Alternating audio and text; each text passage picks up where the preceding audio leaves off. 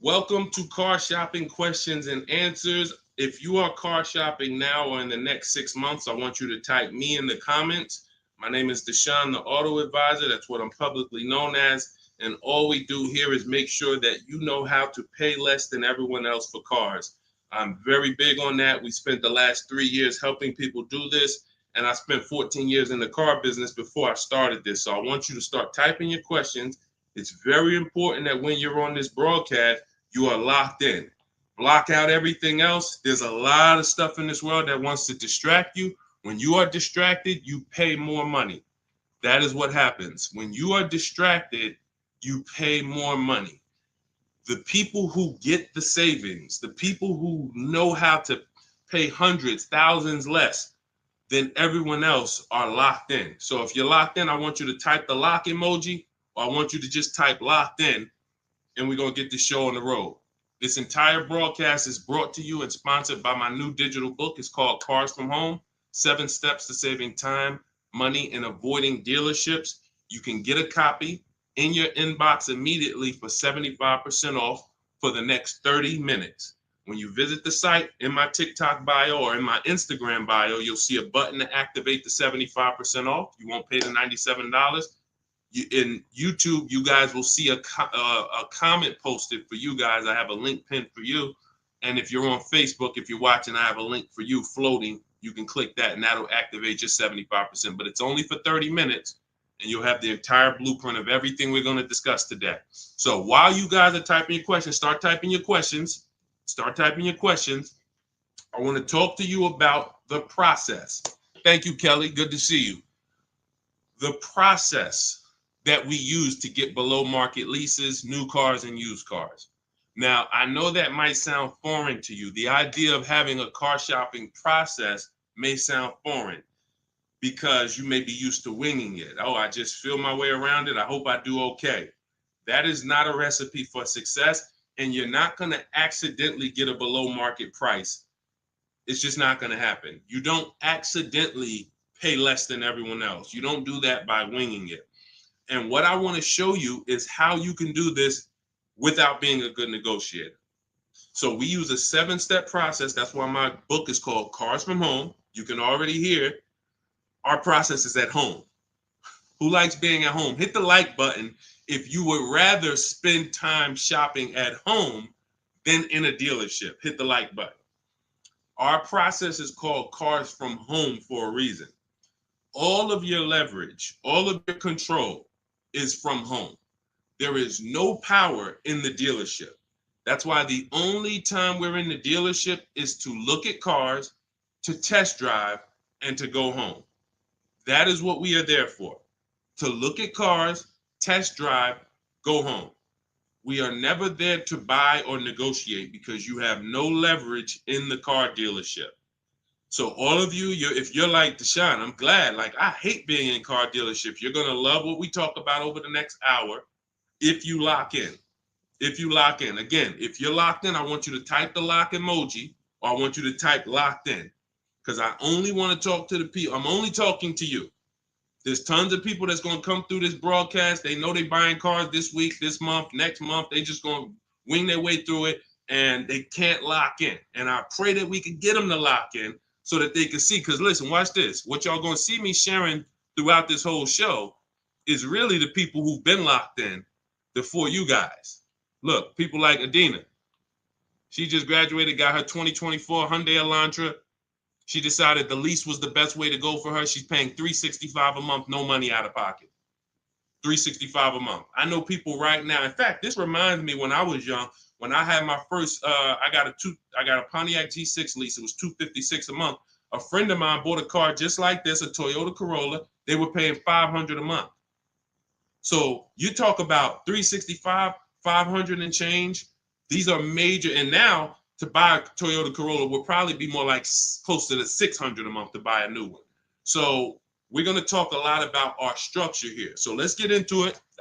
Dolan, I see we getting questions, but let me, as we get the questions, let me, matter of fact, let's go. We'll start with the questions. No, bring it up. Because as quick as people type questions, I'll get to them. So this one's from TikTok. I practice what you preach. lease and get the lowest payment and under warranty, it's great. I stay there all day at the dealership until I get my price. See, now that's the only part. I love the first part of what you said. The second part, we don't do. And I'm going to tell you why. You don't know what the bottom is. Every dealership's bottom is different. And what they want you to do is they want you to think, again, if this is your first time on a live with me, I want you to type the number 1. Type the number 1 if this is your first time ever on a live stream with me, with us, first time. You may not be familiar with what we teach here. So let's get this out of the way. I don't spend time in car dealerships, and I teach people not to. I'm going to tell you why. Welcome, Kellyanne. Okay, welcome. You came in giving gifts, and I appreciate you. So check this out. Here's why you never want to be in a car dealership negotiating. You don't know what the bottom is. Every dealership's bottom is different. I know they may have told you every Nissan dealer is the same. It's like the Apple store. So just go to whichever one's closest. That's not true. Every dealership is independently owned and operated. They're an independent franchise and they're competing. That is what dealerships do. So here's the dangerous part.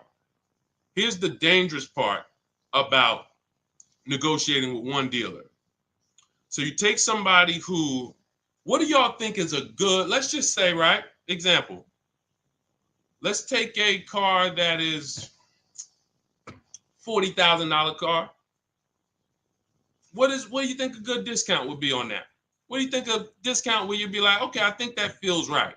Let's throw out some numbers. I told you, stay by your keyboard, y'all. Let's go. Let me talk to people that's locked in. You're looking at a $40,000 car. What do you think a good discount is on that? Good discount. Just throw a number out there. Some people don't know. 35, okay. $5,000 off. Okay. We'll get to you, Theo. I see you. Okay. $5,000 off. Okay. Let's go. Kelly Jean, you locked in today. I'm okay. $2,000 off. Okay, Atlanta lawyer. Okay. Now watch this. So somebody said 2,000 off. Somebody said 5,000 off. Watch this. Now Tiffany gets a $40,000 vehicle. Look, MSRP was $44,820. She got $6,538, $30 off. Now let me tell you how she guarantees that's the best deal. Multiple offers. If you're in a dealership where the market price of the vehicle is everyone's charging $5,000 over sticker, $3,000 over sticker, $8,000 over sticker, then maybe a $2,000 discount is the best in the market. But there's no way for you to know that without multiple offers. Like, look at Eddie. Eddie's shopping for a Toyota. He bought it. This was last year. He bought it and he said, look, I went with the perfect purchase route, which is a strategy I teach. 2023 Toyota Camry hybrid with all the bells and whistles. Initial quotes were over 10,000 over MSRP.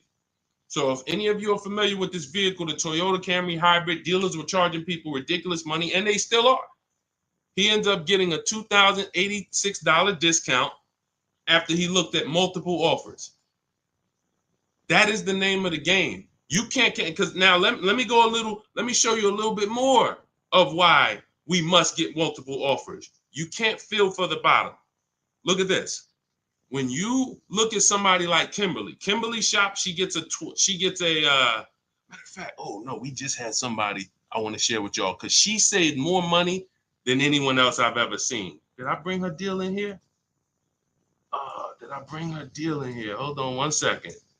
Yes, I did. So this is Milligan. This was last week. It was a couple days ago.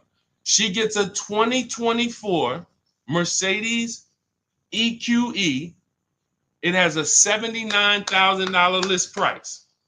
$79,000 list price. Now, if she would have went in there and said, well, I'm just going to negotiate my way in, and I'm just going to, let's say she got $8,000 off, $10,000 off.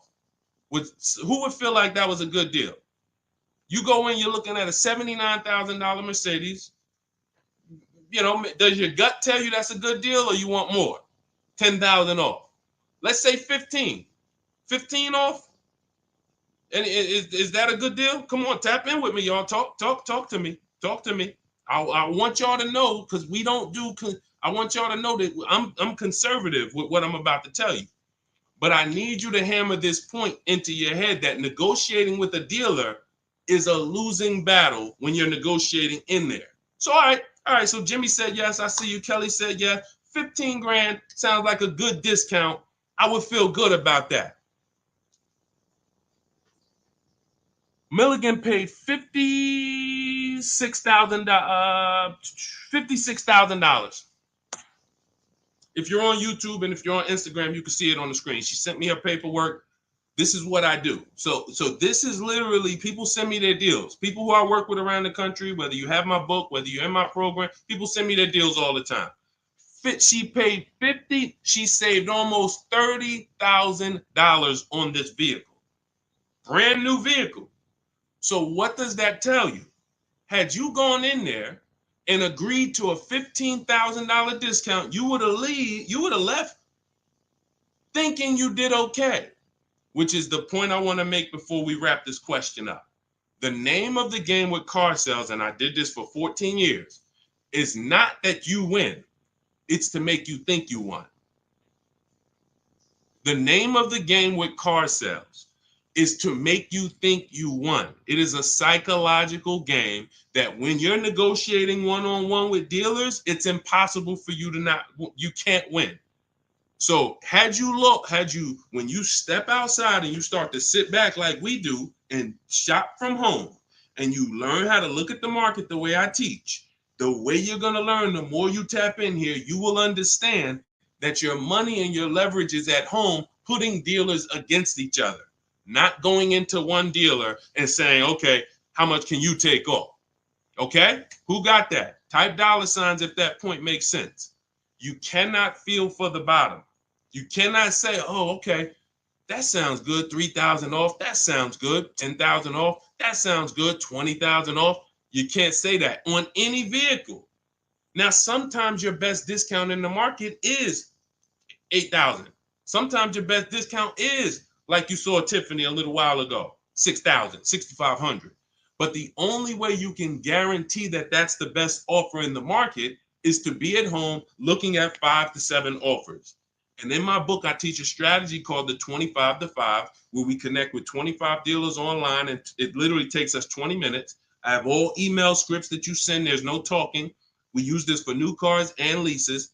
And literally, you will get 5 quotes. That 25 to 5 get you 5 to 7 written offers so that you can see what the market is. And you're going to be amazed to see that the best offer to the worst offer is so far apart. When you're looking at these 5 to 7 offers, you're going to be like, wow, how could these dealers be so different?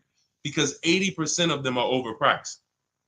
So when someone tells you, hey, Tiffany, that's my best offer. Hey, Taryn, that's my best offer. Barbara, Ken, my best offer. They may not be lying to you. That's their best offer. We need their competition's best offer. And that's how we make sure we guarantee the bottom price. If Milligan would have settled for $15,000 off, she would have left another $13,000 on the table. We can't leave that kind of money on the table. Okay? So yes, I love that you seem to understand about leasing, the person who shared this question, but what I don't love is being in dealerships negotiating. I do not do it. I don't teach to do it. We stay at home and we make people bid for our business. That is the game. Okay, all of this is inside my new digital book, guys. You can see it. It's called Cars from Home: 7 Steps to Saving Time, Money, and Avoiding Dealerships. And you can see, Josh, I have a support email everywhere. You can see it on my screen. Every time I do a live, I have a support email. When you purchase the book, literally on the thank you page, as soon as you pay, as soon as you get your 75% off, it literally says, screenshot this page.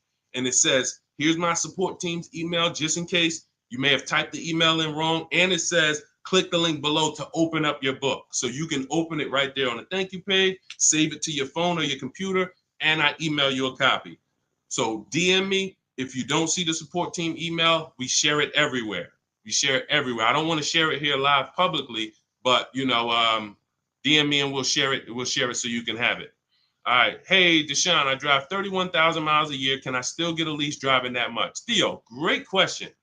So let's talk to high mileage drivers. If you drive more than 18,000 miles a year, I want you to type HM for high mileage. Now, here's what's important for you to understand. And what I love about the way you ask this question, Theo, is you're asking to understand. You're not asking with assuming an answer. So check this out. If you drive 18,000, all right, I see you high mileage drivers. If you drive 18, I see you Toussaint. You have to think about something other people don't. This is how vehicles normally lose value. This is what I call the unseen expense. You must understand this. This is what I call car buying 101, depreciation. So the people who don't understand leasing or who tell you not to lease, they don't understand depreciation.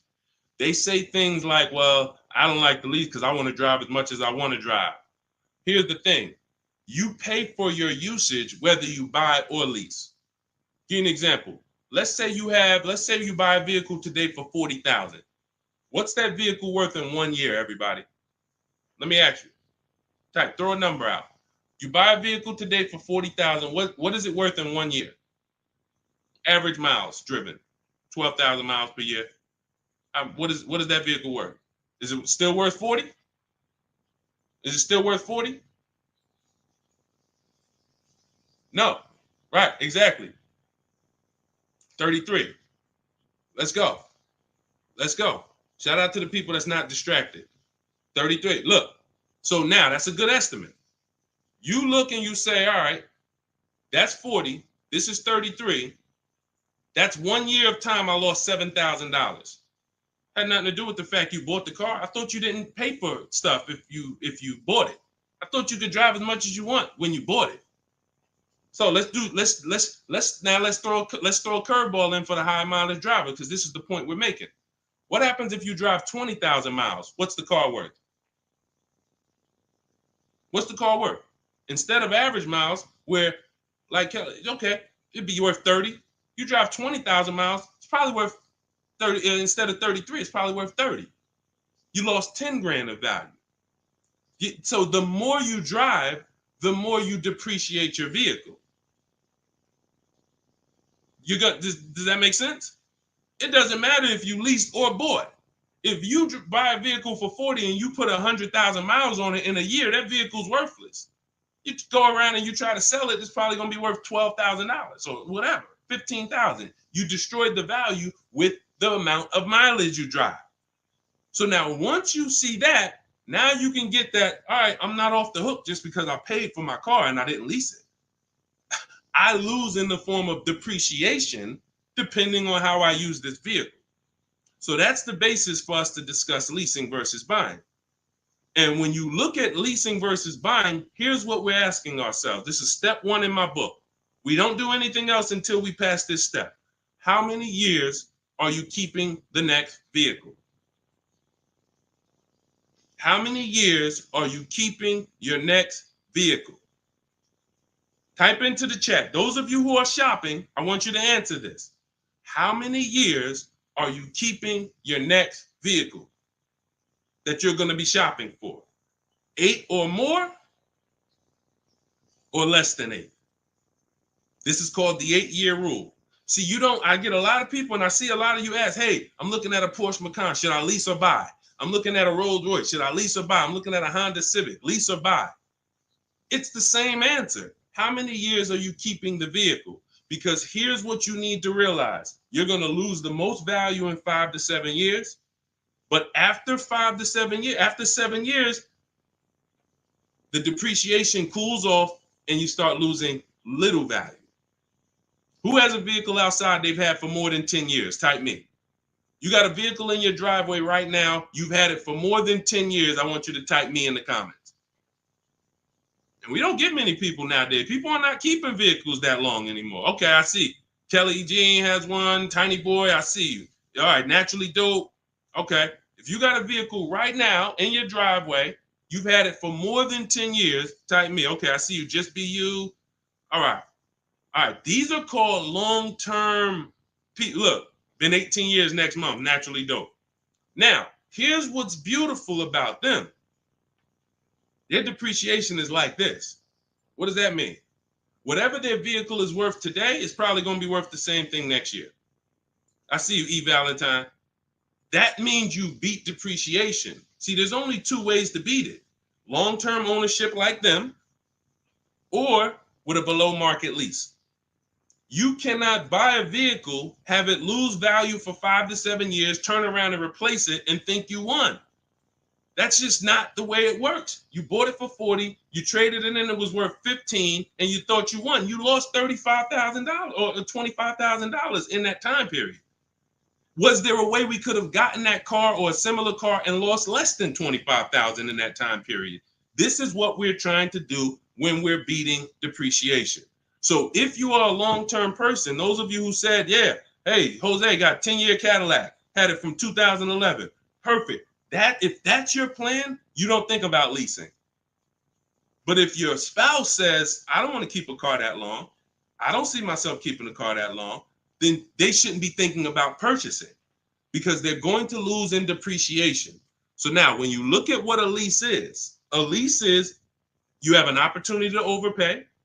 There's 3 types of leases: market value, above market value, below market value. If you pay market value or above market value, you lost. You lost. Market value or below market value, you lost. If you're enjoying this on TikTok and y'all just double tap the screen, just start tapping the screen. You're going to see the likes run up and y'all just keep running them up. And what that does is it lets TikTok know we talking business over here, brings more people. If you're enjoying it on Facebook and YouTube, can you hit the share button, tag a friend in here so we can help them protect their money? This is about below market lease deals because you've seen commercials that say, hey, you can lease this vehicle for this, $5,000 down plus tax. Those are above market lease values or market value. When you see lease deals that look like this, and this is why I show you people who came before you. Danielle, $44,000 Audi, 2024, no money down, $550 a month. No money down, $44,000 Audi. You guys know, some of you know, every $5,000 on a loan is about $100 per month. So to buy that $44,000 Audi with no money down, we always shop our deals with no money down. And once you embrace what I'm telling you, you'll be shopping with no money down only. That doesn't mean we don't put money down, but we always shop all our deals, purchases, leases, used cars with no money down. Because when you start putting money down, it confuses you. Unless you're really, really good at math. If you're really great at math, then it won't. But if you're not great at math and you start putting money down, it's going to confuse you because you really don't know the deal you're getting. You only are focused on what is that monthly payment. So that's why we shop with no money down. But to buy this same vehicle with no money down for a $44,000 vehicle, that's a $900 payment on a 5-year loan. That's a $900 payment, $800 payment on a 6-year loan. She's paying $550 below market lease. Look at Kimberly. She saved 20 grand on her Maserati, below market lease, an $86,000 vehicle, $950 a month. $86,000 vehicle, $950 a month. Charles on his Palisade. Some of you have a Palisade. It's $48,000 vehicle. 48, almost $50,000 vehicle. That's $1,000 a month to buy all day long, 5-year loan. And some of you, if you're like Deshone, well, I got a $50,000 vehicle and it wasn't $1,000. That means you took a long loan. So we don't do that here. We don't take 8-year loans. We just don't do it. It's the same reason we don't take 40-year mortgages. We have boundaries here that tell us this is too expensive for us. So anyone can get you in a car. You could go buy a Bentley. They give you a 190-month loan. You'll be able to afford it. That don't mean it was a good deal. So we cap our loans at 672 months. We will not go longer than that. That is the longest loan we take. So you look at what this would have cost Charles. Hyundai Palisade, $48,000. That's $1,000 a month payment. What is he paying? $597. And you got people like Zafrina who just killed it. Look, $65,000 Jeep Grand Cherokee, $579 a month. That's a 0.88% lease. These are below market leases. So when you're shopping for a below market lease, you are beating depreciation. Had they bought any of these vehicles, the vehicles would have depreciated way more than the small monthly payments they're paying to drive these vehicles. And then we look at Jen. Jen got an 18,000 mile a year lease. She bumped hers up to 18,000. Started out at 512 on her Honda CRV. Bumped it up to 18,000. Look, she went from 12,000 miles per year to 18,000 miles per year. It was literally 40 something dollars more per month, $50 more per month. So some of you see people and you're like, oh, they blame the lease for their mistakes. Oh, I didn't get enough mileage, so I ain't leasing again. The problem was you didn't get the mileage you needed because you let pennies stop you from actually having a good lease experience. Instead, you saw the payment for 12 and they said, well, if you want 15, it's $25 more per month. And you said, all right, well, give me the 12. Now you have a bad lease experience. You have a penalty because you didn't get the mileage you needed. That wasn't a smart thing to do. But blaming the lease is an even worse thing to do. So we always get the mileage we need. So Theo, when we look at, now that you understand depreciation, you understand you buy a vehicle, you're killing the value. You're driving 31,000 miles per year. But if you bump your lease up, and I want you to shop for your leases with 12,000 miles, no money down, only first month's payment, taxes and fees in the payment, you get multiple offers. You need to get at least 5 to 7 offers. You could do it manually. You want to call around? You could do that. I do it, and I teach in my book. We do it without talking. Literally everything we do is email. We don't talk to car salesmen. And I'm a former car salesman. So trust me, when I tell you my system is you don't talk to car salesmen, it's better for them and you. When you go pick up your cars from the way we teach, the car sales people are thanking you. They're like, man, this was one of the quickest, easiest deals I ever made. You knew what you wanted. You sent me an inquiry. You gave me enough information to make the deal. We did it in 20, 30 minutes. This was great. I would never develop a system that would make car salespeople work hard. It's easy. They love what we do. But at the same time, you got to find the right dealers. And you got to understand, all right, I have to shop with 12,000 miles per year first, and then let me get my best offers. You know, we teach something called the 1.5% rule. We divide the monthly payment into the MSRP. In my book, I have a calculator that does this for you. So literally, when you get my book, 75% off in my TikTok bio, 30 minutes, Instagram bio, 30 minutes, YouTube comments, Facebook comments, you see the link floating. You got 30 minutes to get the book for 75% off, so you won't pay $97. In there, I have calculated, you put your lease quotes into, and it literally spits out which one is the best, and it spits out counter offers that we email back to them. So once you do that, you find your best deal. Is it 1%? Is it less than 1% like Zafrina's? Is it 1.2, 1. As long as it's under 1.5, out of all your offers, you need to have 5 to 7 offers. If it's under 1.5, now you got good value.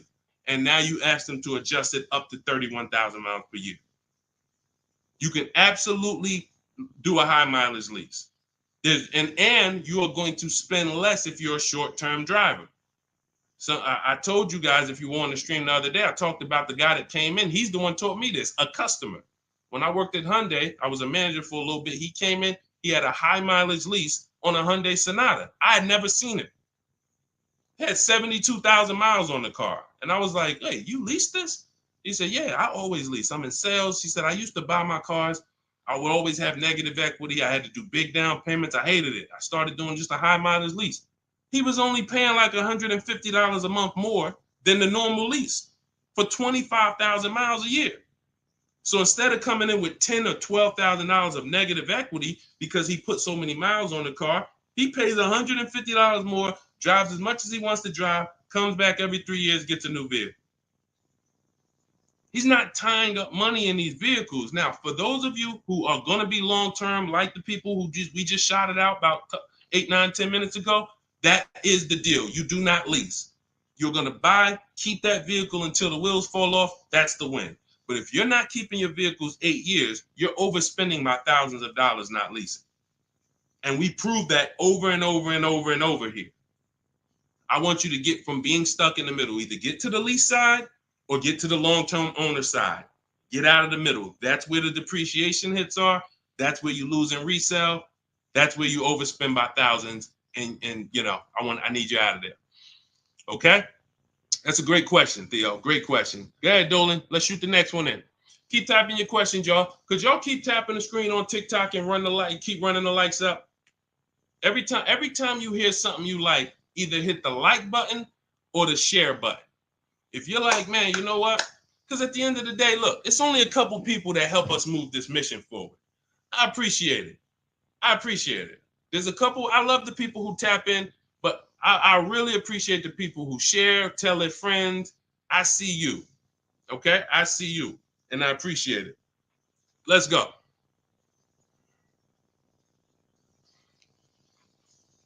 Okay. This one's from Instagram. If you negotiate with the manager, can you save because you're cutting out the sales guy? No. No. When you negotiate with a manager, I'm just trying. If I didn't have my way of doing it totally online by email, then I would be calling sales managers, and I'd only be dealing with sales managers. I'd be talking to at least 5. I'd be talking to as many sales managers as necessary to get 5 offers. And this is only for new cars and leases. The process for used cars is entirely different. We haven't had a question about that yet, so I'm not going to go into detail with it. But the process for shopping for used cars is totally different because that's based on marketplaces. But when we are talking and we're shopping for new cars and leases, we're only dealing with, I would only deal with managers if I wasn't doing it by email. But yeah, that's not going to help you save. You know, what's going to help you save is getting multiple offers and seeing who's the best offer. You know, seeing which the first thing we want to decide when we look at a car. I was at the gym today and one of my friends showed me, hey, D, you know, man, I'm looking at this car right here. This Lexus dealer had it on their showroom floor. I said it's 100 of them in the country.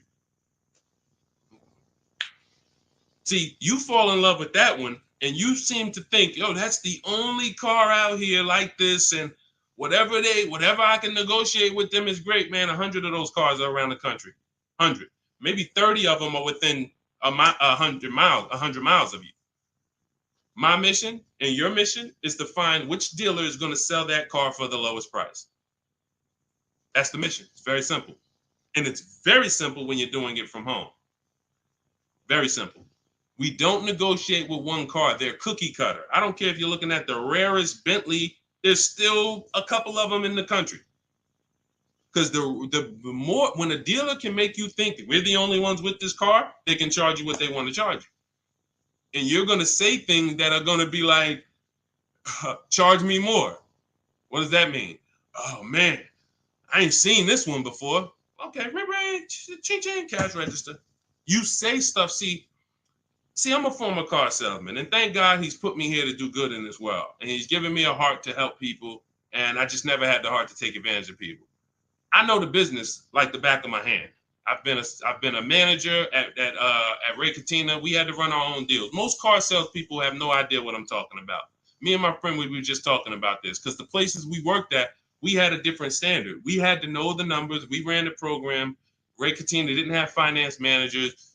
A car salesman who just runs back and forth, no disrespect, but you don't know what we're talking about here. You say, all right, get the customer, go get the numbers. Get the customers, go get the numbers. You won't get that. But at the end of the day, that is like this. When I tell you that when you start putting dealers against each other, it's the only way for you to prove to yourself what I'm telling you is true. I can show you people all day long. I can show you Jen. I can show you Rosalie. I can show you these people ain't me. These people wasn't in the car business for 14 years. Ansley, look, got his car in 2 days. Look, he said, I started the process Saturday, made the deal Monday.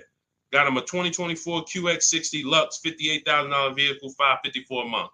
At home. At home. He wasn't in the dealership for 12 hours to get this ridiculous price.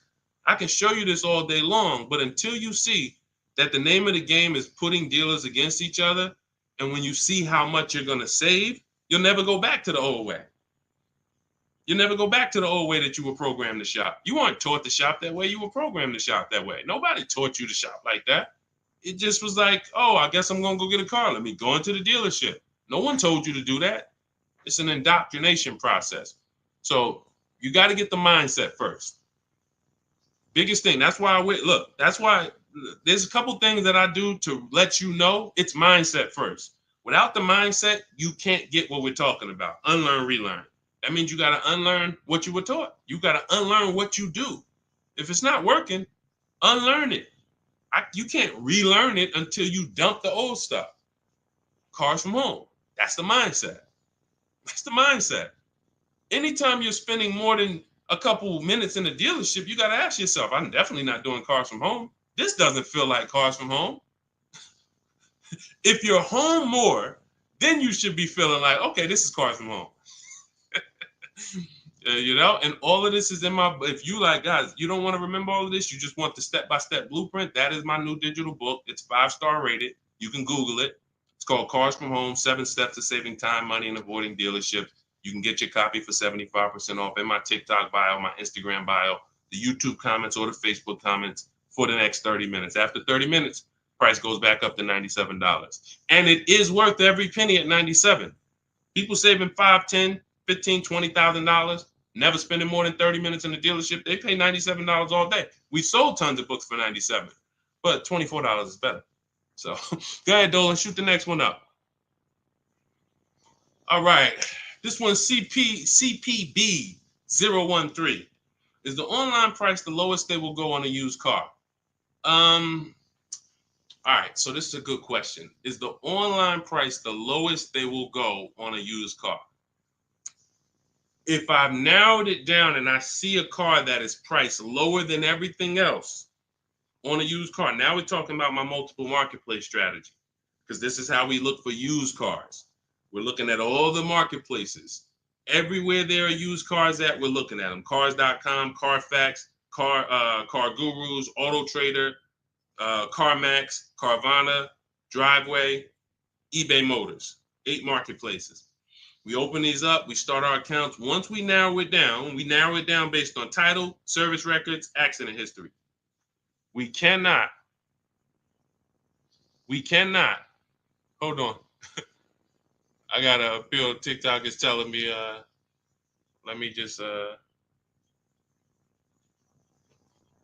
hold on. Can y'all still see me on TikTok? Give me a thumbs up. Give me a 1 if y'all can still see me on TikTok. Give me a 1. I just want to make sure. I just had a pop-up message on TikTok. All right. Thank you, Tiny Boy. Appreciate it. Okay, so you now, listen, you do not buy a used car without making sure you see the service records. There are a couple big things, couple major things when you're buying a used car you need to do besides price. I'm telling you this. We tend to focus on price. We must get a quality car and a below market price. One without the other is a loss. If you tell me, Deshone, man, I used your strategies, I shop, I paid below market value, I know it, I saw this was the lowest car within 100 miles, but the car is in the shop every 3 to 6 months, that's a problem. We lost.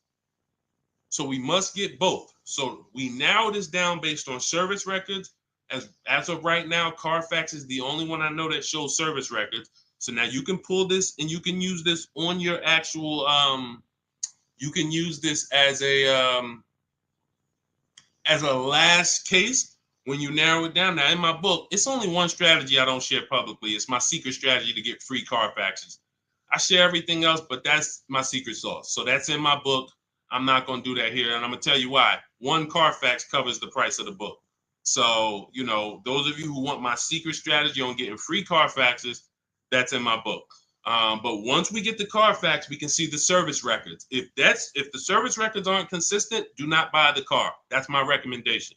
I don't care how good it looks. I don't care if he tells you, hey, I used to change the oil. I changed it myself. Without proper service records, the engine could go before it was supposed to go. The transmission could go before it was supposed to go. Like, this is literally the worst thing you can do.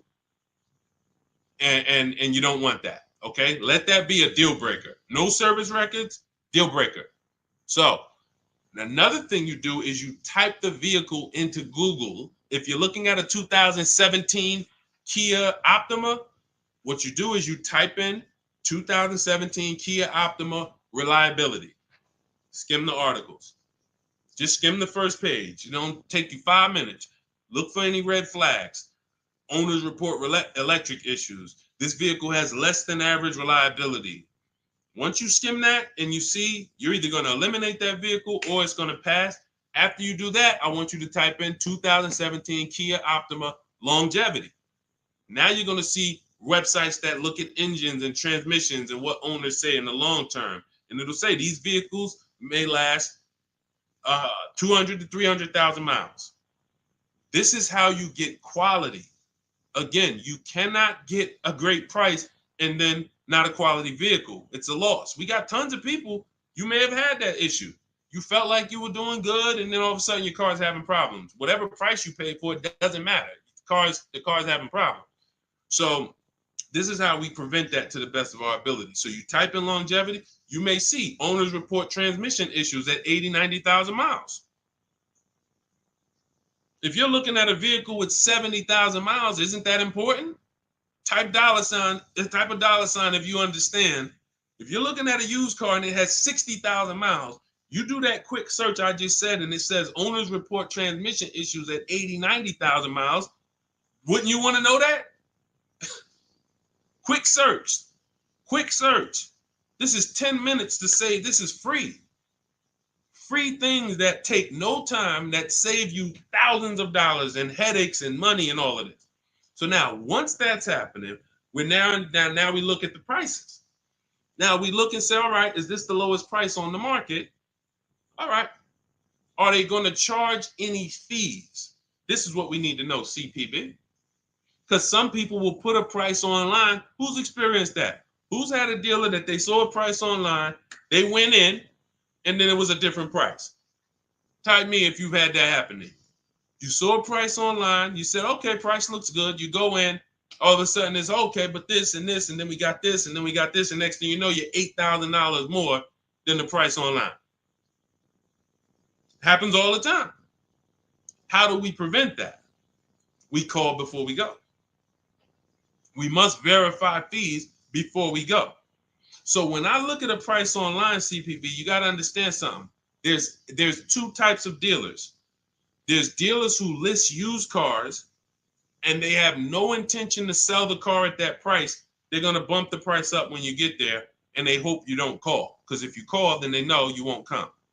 And in my book, I teach you how to call. We don't waste our time. We don't let anyone waste our time. While we're in a dealership that's wasting our time, the real best price car is selling to someone else. If you narrow it down to 3 cars and then you go see one and it's like, okay, Dad, you wasted my time. Now you come back and the other 2 that was really the best price, those are gone. Because the best price cars don't last long. So we can't afford to let anyone waste our time.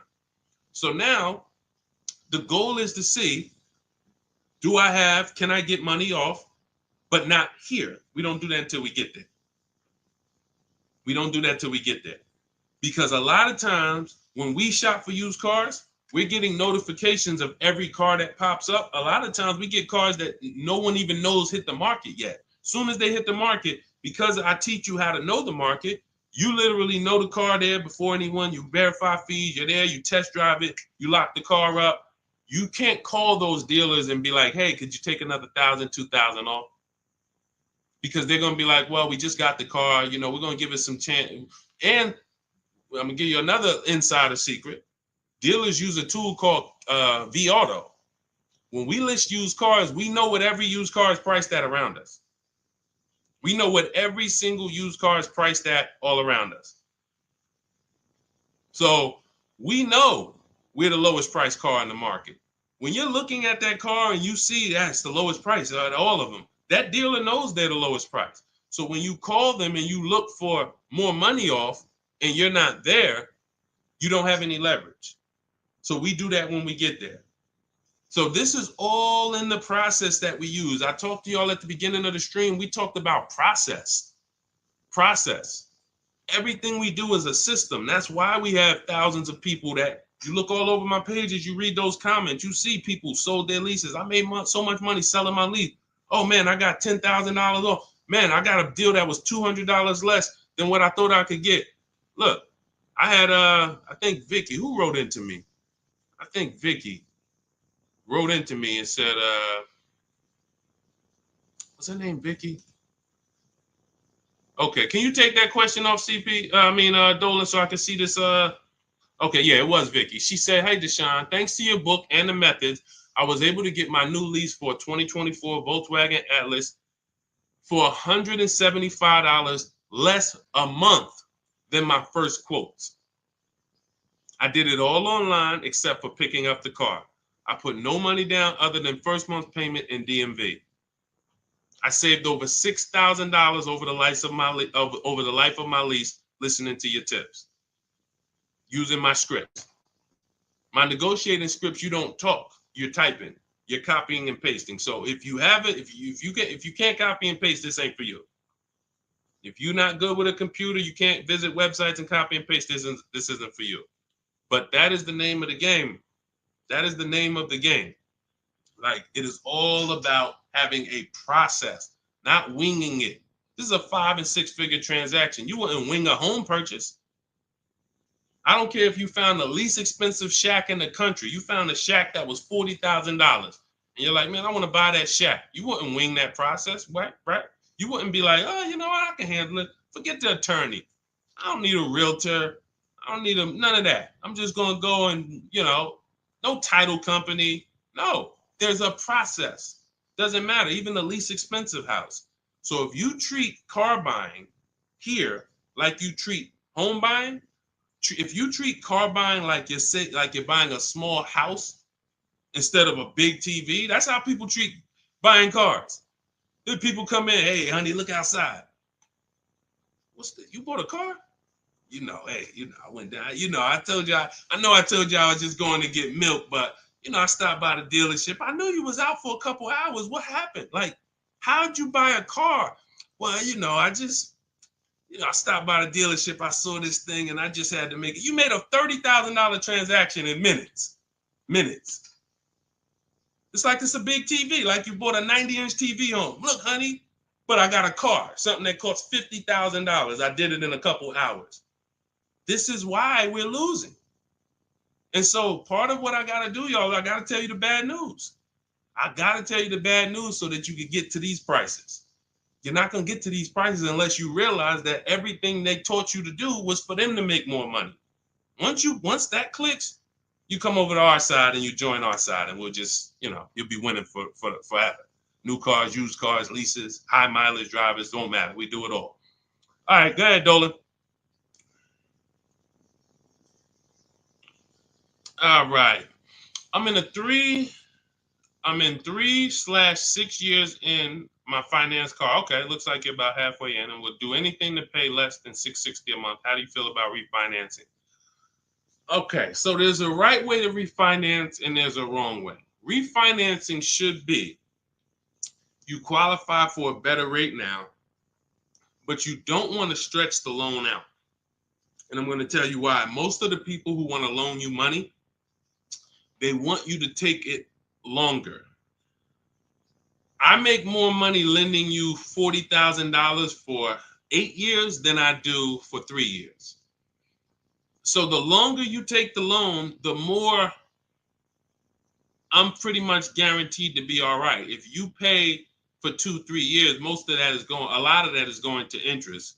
So by the time you get to halfway through, you still owe a good amount on that vehicle. So most people, when they refinance, they call and they're like, okay, well, what's the lowest payment I could refinance into? And then they'll stretch the loan out. And that ends up,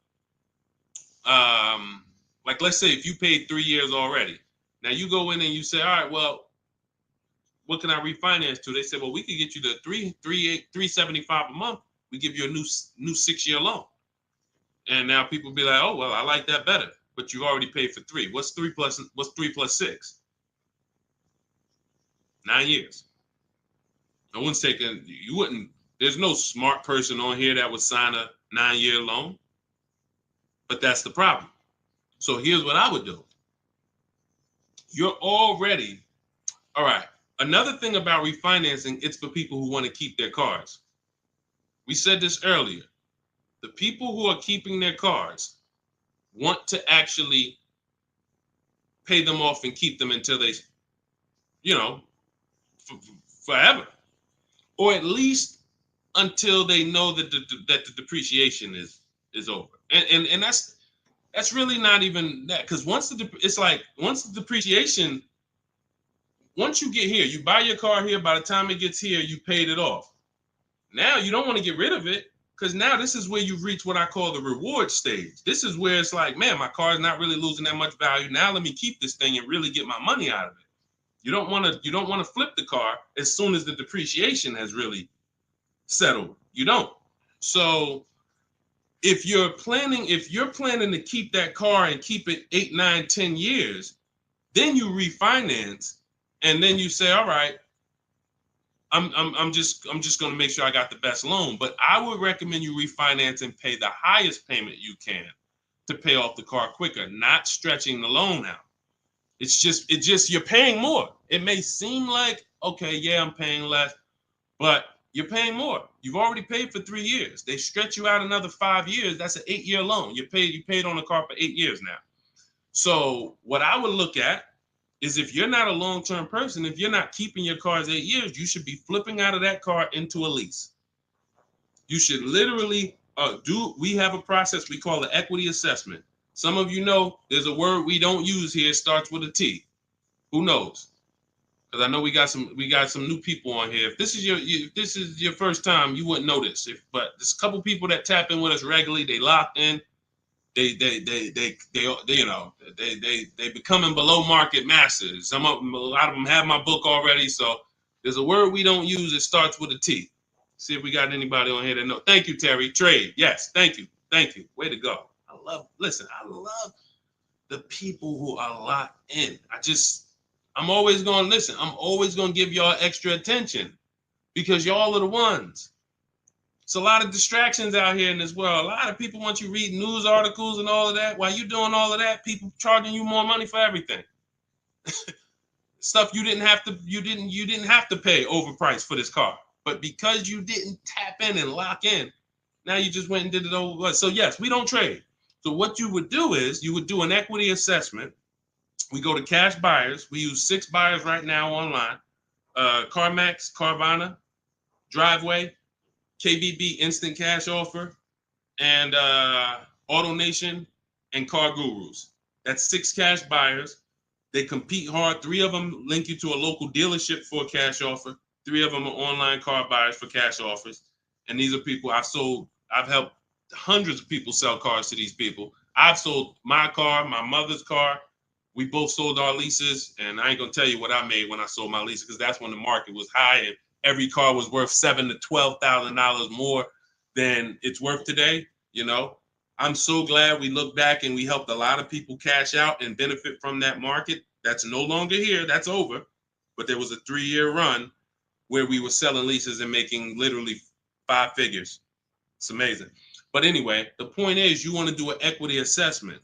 You want to let these cash buyers bid for your asset and see what's the most you could pay. You're not going to get money. You're not going to get these numbers on trade.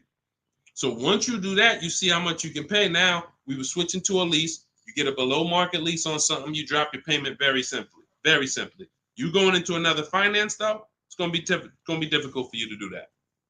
It's going to be difficult for you to do that.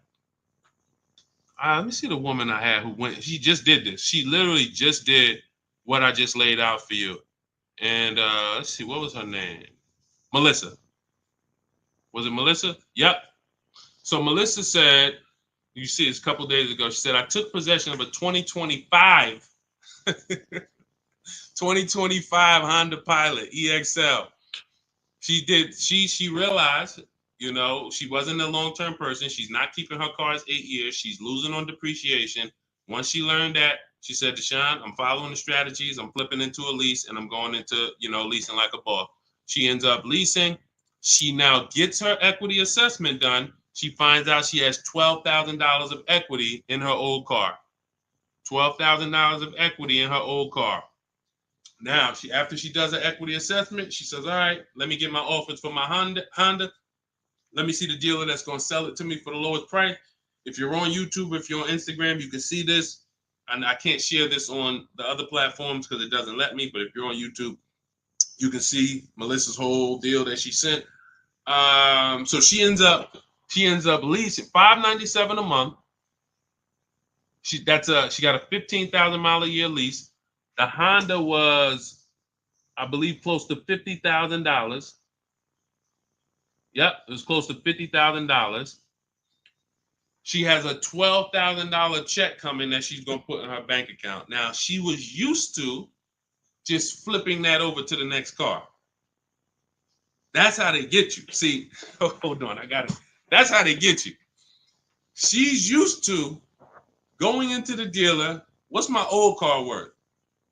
Who's done this? If you'll be honest and say, ouch, you've done this.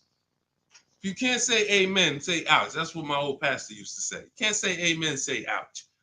When you look and you go, what's my old car worth? I want to use that for a trade. I don't want to put no money down. That's why I got my old car. Now what'll happen is that old car, you just flip the finance, and now when you hear the payment, it's like, okay, I guess the payment's not that bad, but you don't realize your old car was a $10,000 to $12,000 to $15,000 down payment that just stacked their profit, and now it's all types of bad. It's because it's too much money for a person to control. It's too much money. When you go into a dealership to trade and you need a loan, that's 3 transactions you're giving to the dealership. 3. That means I want to sell you my old car. That's 1 transaction. And instead of me making people bid for my old car, I'm just going to give it to you. I'm going to just have you be my only offer. Even though I know, well, you don't know, that's why you're not doing it. Even though there's tons of other companies who want to compete to say, hey, wait, we'll pay more than that. We'll pay more. They're giving you 10 for the trade. We'll give you 13. We'll give you 12. Like, you don't know these people exist. So you're now giving that to the dealer. Now you say, and I need a loan. You don't realize there's banks and credit unions that want to compete all around you. Hey, we could do a better rate than that. We could do a better rate than that. In my book, I teach something called the bank bidding war, where we have all of these people bid for our loan, and it doesn't affect our credit. There's a particular way we do this. It's a bank bidding war. They give you a window to shop. Now, you can't let dealers run your credit and just run you, that's different. I'm talking you rate shopping. But you're giving that transaction to the dealer without shopping it. And then you're buying a car from them, even though there's other dealers who have the exact same car that you're not getting prices from. That will sell you the car for $3,000 less, $5,000 less, $8,000 less, $15,000 less. You won't know that because you're just dealing with this one person. So that is what happens most of the time. That's why when you step into our way, you see it's totally different. You can't even mix what we do here with how y'all do it. You can't. It's oil and water. So that's how Melissa did it. The same way I just told you to do it. She said, you know what? I'm not buying these cars anymore. I'm not keeping them 8 years. If I'm keeping a car 8 years, then I'll shop to buy again. Again, for those of you who just came on the stream, if you are keeping your car more than 8 years, your next car, you shop for a purchase. New car, used car, purchase. But if you cannot tell me 100% you are keeping the car 8 years, you should be shopping for a lease. It's not even close. The prices paid, the quality of vehicles driven, as long as you're getting the right mileage you need, it's the best thing ever. New cars, and we're paying cents on the dollar compared to everyone else. But you have to bid these out. Can't walk into a dealer and say, hey, work me a lease out. You're never going to get these prices. Never. Go ahead, Dolan. Next question. All of this, for those of you who like Deshone, listen, I love what I'm hearing, man. It's no way I'm going to remember all of this. This is all in my blueprint. I'm not winging any of this. Everything I'm teaching is out of my step-by-step book. It's a digital book. It's called Cars from Home, 7 Steps to Saving Time, Money, and Avoiding Dealerships. You can get your copy for 75% off for the next 30 minutes. Now, if you visited the website already and the timer started, that means once that timer hits 0, it's not, you don't get 75% off. It goes back up to $97. So you won't get the $24 price. But if you get there before the timer hits 0, in my TikTok bio, in my Instagram bio, you can get your 75% off. It'll be in your inbox before we even end the stream. It'll be in your inbox in 5 minutes. Now, also, we have a link in the YouTube comments pinned for you to activate your 75% off, as well as a link floating on Facebook or in the comments for you to activate your 75% off. But once you get your book, I want you to screenshot the thank you page. One, it says right here, click below to open your book. So you can open the book and save it to your phone or your email right there. But then I also email you a copy. But sometimes you type your email in wrong. We have a great email system. We've delivered over 10,000 books, but we can't send a book to the wrong email. And that's what usually happens. So I want you to screenshot that page so you'll have my support team's email. And depending on where you're watching, you'll see the support email on the screen. But this is only for book delivery. This is not for questions. I don't do questions through email. All right. Jimmy, thanks. Just got the book. Can't wait to read and learn how to get a great deal on my next car. Congratulations. Use it, win. Follow it step by step. Don't change a thing. It's like McDonald's. I promise you. The reason why we have hundreds of people, I've worked with 2,000 people personally, and we probably got thousands of people that I don't even know about. Hundreds that have written me, text, DM me, emailed me. But I know we have thousands of people who've used our strategies to get below market prices and enjoy the car shopping process. Like, enjoy. How about that? How about, yeah, great to pay below market prices, great to save thousands of dollars. How about enjoying something, enjoying a process of something that you're about to spend 5 or 6 figures on? Not like, oh, just get me out of here. I've had people who I've seen them. I see them at the dealership when I was in there. They can't wait to get it over with. Oh, I hate this. It's a shame. It's a shame. We enjoy car shopping. When you're in control, when you're making people bid for your business, when you see companies, banks, dealerships fighting in your inbox, hey, look at my offer. Look, hey, anything we can do? When you feel like that, you see you are the prize. You see, you're the prize. Your business is the prize. The way we shop, we're the prize. You know, the way you've been taught to shop, you're begging. You're just begging. Come on, can you take off another 1,000? Come on, you really gonna lose a deal of, $20 a month? Come on, I know you could do better than that. You're begging. Yeah, congratulations, Jimmy. Keep me posted and make sure you email me your deal when you get it. I can't wait to see it. Go ahead, Dolan. Got a time for a couple more. All right, let's get through as many as we can. Let's go. Just be you. What's average credit score you need for a good lease with no down payment? I would say I like to see people around 670, 660. Depends on the vehicle you're shopping for. Now, there's some vehicles that won't let you be their first lease. If you've never had a car loan, you need to have a car loan. Mercedes was big on that. They wanted you to have a car loan or lease prior to them. But usually a 680 can get you approved tier 1 for most vehicles that I've seen. Now, it's not all about credit score. It is. I have something in my book I call, it's called, leasing and credit. And what I tell you is it's about profile. It's more about profile than just score. Profile is like nothing gets you approved for a lease like a paid car. If you paid on time for a car you have now, even with a 640 score, if they look at you and see, wait, well, she's never missed a payment on her car in the last 5 years, there's a good chance you're going to get approved because that weighs heavy, but if you don't have a car or a paid off car, then you want to have a higher score, 680, 690, 680 I usually see. And again, it depends on the vehicle, but most vehicles that I've seen with a 680, solid profile, good income, you don't have to make a lot, just they need to see that you can afford the vehicle. That's just fine. Yeah, that's just fine.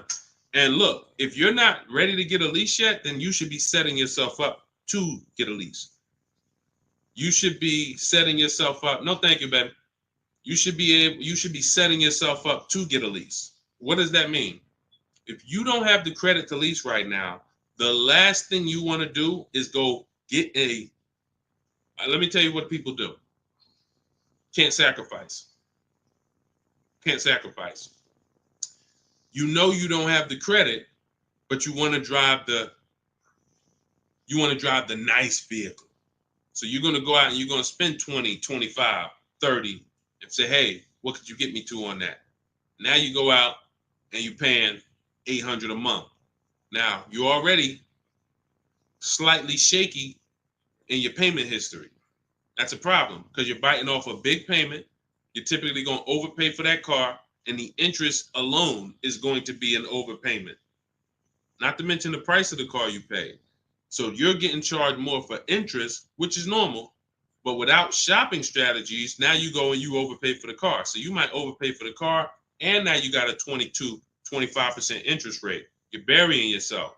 So now you look up and you say, okay, next car, am I any closer to leasing? Not if you missed a payment on that. One late payment on that, no, you jacked yourself up. So what I teach people to do is, when you don't have the credit, get something very inexpensive. Get something that you can get, the least expensive car that you can get a loan on. Get a car that was like a Hyundai Elantra or, Toyota Corolla, something small. That was the smallest car you could get, because the smaller car you get, that means you could get it pre-owned and it won't be that expensive. Like, all right, a Hyundai Elantra is $24,000 brand new. That means I could get, if I wanted to spend 10 grand on one, I should be able to get one that's like 7 years old, 8 years old. It's only 24,000 new. I shouldn't have to, but if I'm looking at a car that was 50,000 brand new and I want to spend 10 grand, then, I'm going to get a 10-year-old one with 100,000 miles. So we want to get the least expensive car, the smallest car, no frills car, just to have a payment history. Build that payment history, $250 a month, pay them, work on your credit. Now in 18 months, you go and you flip to a lease. 18 months, 2 years, you go and pull up in a brand new car. The people going to look and say, oh, man, I ain't realized, man, I saw you pull up in that old thing, and I was like, man, what's she doing driving that? But you ain't know. This is a plan. This is a strategy. I'm not going to go and bite off a expensive car. What I need to, I need the nicest car, knowing that my credit isn't there yet. I'm going to sacrifice now for 2 years, get a car with a low payment, make sure it's reliable. I call this a smart car. It stands for saving money at the right time. And then in 2 years, I'm flipping into a brand new lease because I worked my plan. But that's a plan. How many people I saw with bad credit driving Dodge Chargers? I look at what they paying and it's like, yo, dog, this is a horrible deal. Why'd you do this? You couldn't just sacrifice. You already make the money. You could have bought a less expensive car, fixed your credit, and in 2 years you've been driving a new Dodge Charger with, leasing it. Like these are the things that I tell people with bad credit, because it's a real financial. You need a plan. You need a plan. So good question though, just be you. All right, go ahead, Dolan. Send one more in. Let's go. Everybody getting value. If you're getting value out of the stream, type $signs. Type $signs. This is what we do over here. I see y'all running the likes up on TikTok. Shout out to everybody tapping the screen. Appreciate y'all. Queen Daphne, I was leasing for 20 years and I bought this last car. I have 76,000 miles on it in 4 years. Now I want to get a new one. See, you're a lease person. So you shouldn't, you're a lease person. You should be leasing, getting yourself, if you have in 4 years, 76,000 miles, that's about, it's probably about 18,000 miles a year. Look, here's the thing. Look at Jen. If you didn't see Queen Daphne, I shared Jen's deal earlier. Look at Jen. She got the exact lease you need. Look, finalized my deal this evening. Honda CR-V hybrid, very popular vehicle. 39,155, 512 a month at 12K. We always shop 12K with no money down. It was a 512 a month payment. That's a 1.3% lease. 512 on a $39,000 vehicle. So now once we shop our deals for 12, that's when we adjust with the dealer who wins the bid. Whatever dealer wins the bid, now we adjust the mileage with them. We customize it with them. So she said, okay, she told the dealer she wanted 18,000 miles per year. It went from 512 to 563 a month. That's it. Literally. $50 more a month, and she's driving 18,000 miles per year. $50 more. That's what people don't do. They take the 12, $50 more a month times 36, that's $1,800. $1,800. $1,800 over a 3-year period. $50 more per month. She gets what she needs instead of a person who says, well, I really needed 18, but I got 12. So you got 6,000 less miles than you need. Multiply that by 3 years. That's 18,000 miles over you're going to go. At 25 cents per mile, you're going to be charged. 18,000 miles over at 25 cents per mile is $4,500 penalty. This is what we call penny wise, dollar foolish. Penny wise, dollar foolish. I'm going to pay $4,500 at the end to avoid paying $1,800 over 3 years. Y'all understand? You understand? It's always about getting the mileage you need. It's always less expensive to get the mileage you need because people think they can avoid that. They think, some of it is the dealer's fault and some of it is the person's fault. The dealer may lie to them and say, hey, if you go over mileage, don't care, just come back and we'll get you out of it. They're just rolling that $4,500 penalty over to the next car and burying it and stretching it out. That doesn't go away. You cannot, because you know why the dealer has no control over this? Because the dealer has nothing to do with that. It's the bank's vehicle. The bank is expecting you to bring back the vehicle with the mileage you said. So when you bring it back and it has 18,000 more miles, you owe the bank. The dealership is out of it. The day you buy the vehicle, that paperwork signed, the check gets cut, dealership gets paid, dealership's out of it. They have nothing to do with the car anymore. It's between you and the bank. That's the bank's car. That's why when you drop off a lease, you pay a disposition fee to get the money, to get that car back to the bank where it belongs. The dealer has to transport it to the bank. It's their car. So it's always, we always shop for what we need. And it's a small amount of money. So what you do, Daphne, is you do your equity assessment. We talked about it. If you missed it about 10, 15 minutes ago, you can go and watch the YouTube replay. Or if you want everything I teach step by step in my book, it's in my digital book. You can click the link in my Instagram bio or in my TikTok bio. You get 75% off, so you get the steps for $24. As long as you get there before the 30-minute timer goes to zero.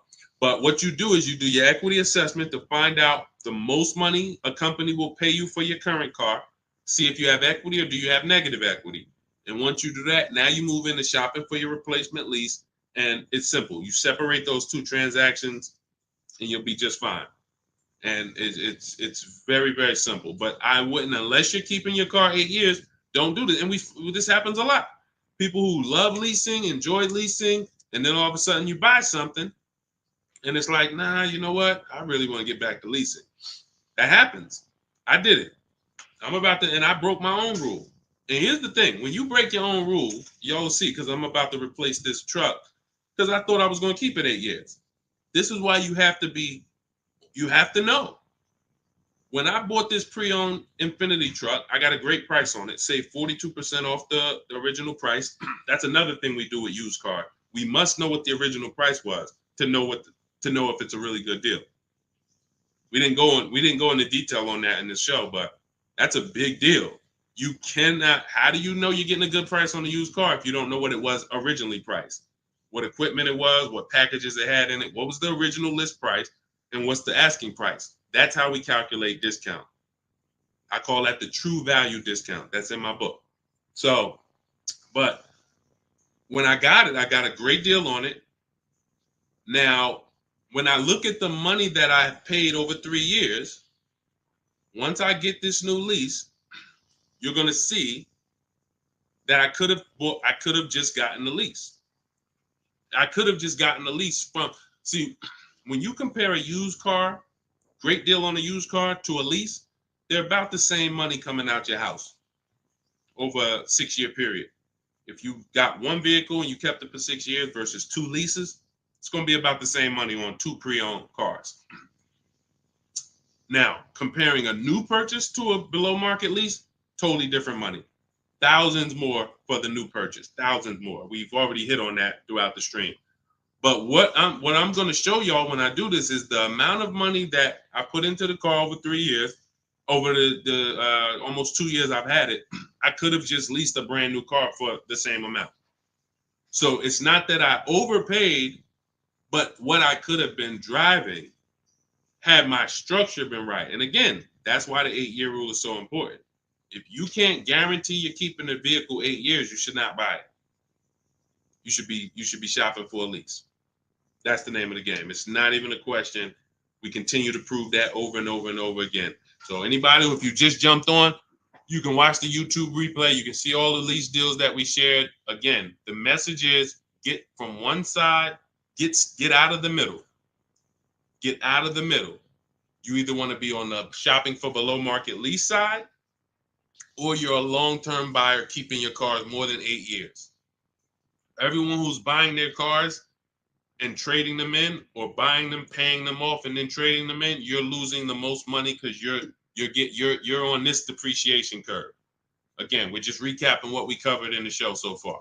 This is how you're losing value, and then as soon as you get to the bottom where it's starting to cool off, you replace your car and you go do this all over again. So you need to get to one side. You either want to be shopping over here for below market leases, or you're keeping your cars long enough to beat depreciation, like the people we talked about earlier in the show who said they had cars for 12 years, 10 years, 15 years, 18 years. That's the name of the game.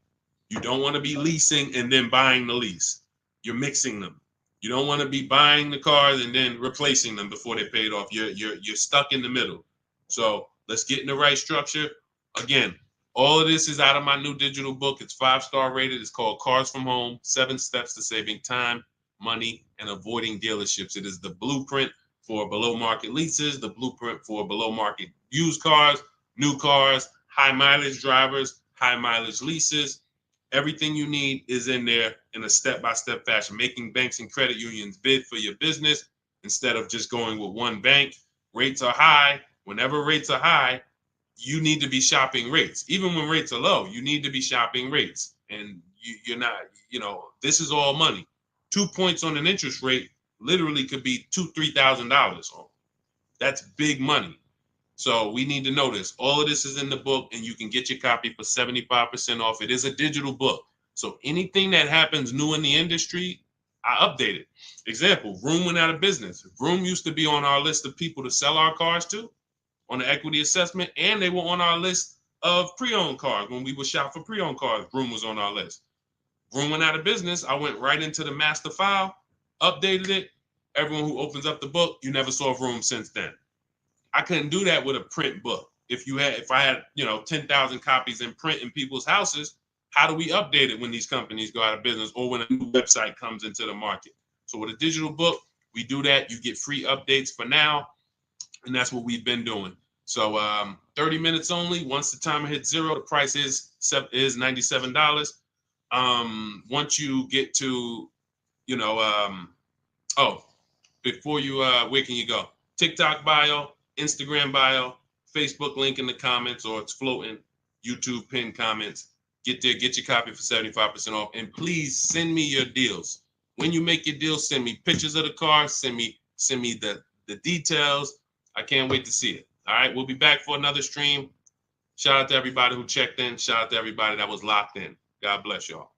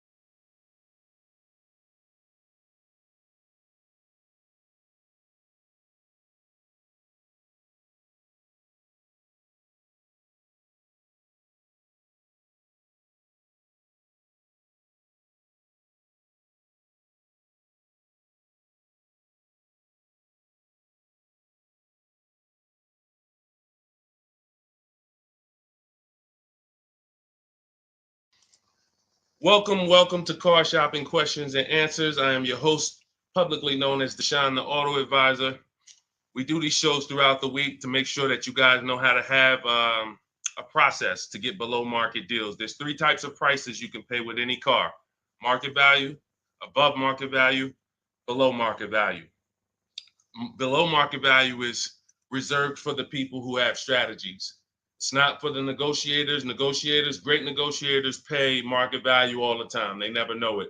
The only way to guarantee below market deals is to master the art of putting dealers against each other, looking at multiple offers. That is how you guarantee below market deals from home. So everything we're going to be talking about today is something we call the cars from home mindset. You do not need to spend more than 30 minutes in a car dealership to pay below market price.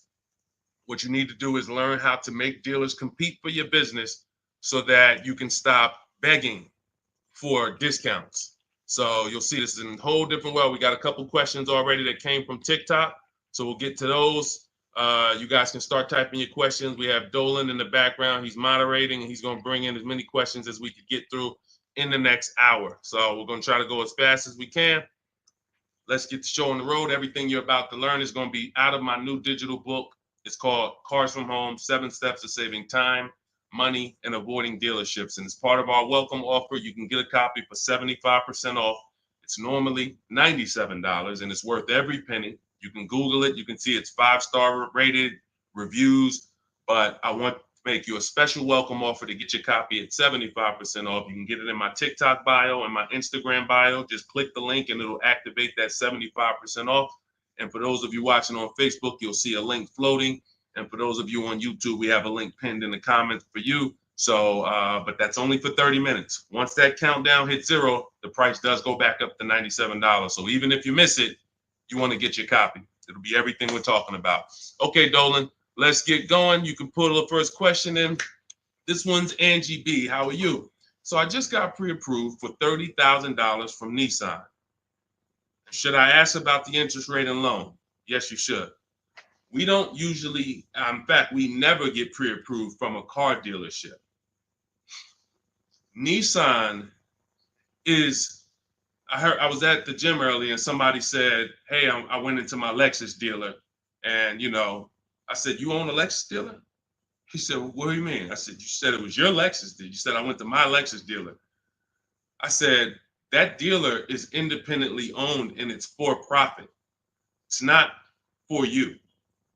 These people are not your friends. He said, no, you're right. He said, they are nice though. I said, well, you make more money when you smile while you're taking someone's money. So there's people who make tons of money, they never smile. But if you smile, you'll make even more money. The point is to understand that someone who has an interest in making money on you should never be your only offer. Never. Because you don't know how much they've built in for themselves. So when you get this pre-approval offer, the best thing for you to do is to, all right, there's some smart people on here that know this. They know this particular part. You separate your car purchase from your loan. You can't mix these two things. I want you to start looking at Angie. I want you to start looking at your car purchase separate from your loan. There's something I call the 3 pillars of great car deals.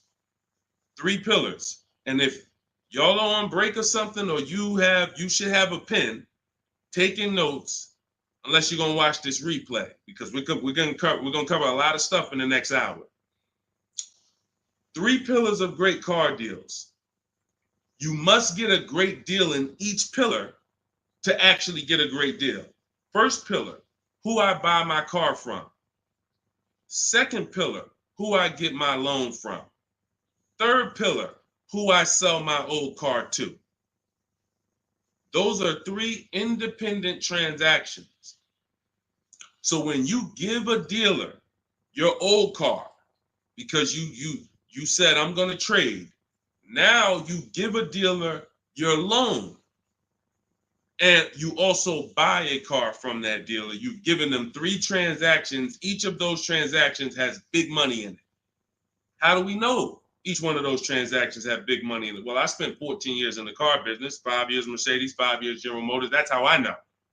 But how you can know is to look at the fact that there are companies that only want to lend you money to buy cars, and they want to fight for your business.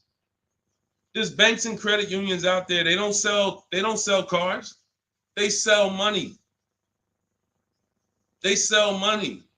They want to compete. Please give us a chance to earn your business. You're going to start doing that. There's companies out there, Driveway, Carvana, Kelly's Blue Book Instant Cash Offer, AutoNation, CarMax, Car Gurus, 6 offers. There's companies that buy cars. They pay cash. This isn't Facebook Marketplace. The only way we used to get more money for our old cars than we could get from a dealer is we had to sell it privately. Y'all remember that? Remember that? If you wanted to make 2,000 or 3,000 extra than the dealer was going to give you, you had to sell your car privately. These 6 companies that I just named are going to pay you more than any dealer is going to pay you to trade. So what you got to understand, academic weapon and people like you who are asking these questions, you got to understand that there's 3 parts to a car transaction. The ones I just broke down, that's if you have a trade. But now, how do you make sure that you get a great deal in each one of the pillars? It's simple. Bids. It's simple. Bids. All you have to do is embrace that. As long as I get bids, it's impossible for me to overpay. This is great for the people who's not a good negotiator. Let's be honest here. If you're not a good negotiator, type not me. You're just not good at it, or you just don't like it. Just type not me. Or me. It doesn't matter. Just something to tap in. Be honest. I see you, academic. Okay.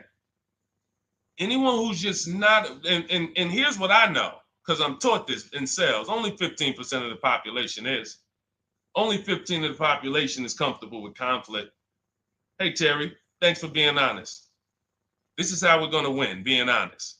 So when you look and say, well, if I'm not a good negotiator, how do I get below market prices? It comes back to bid. So everything I'm teaching you is based on a bidding system.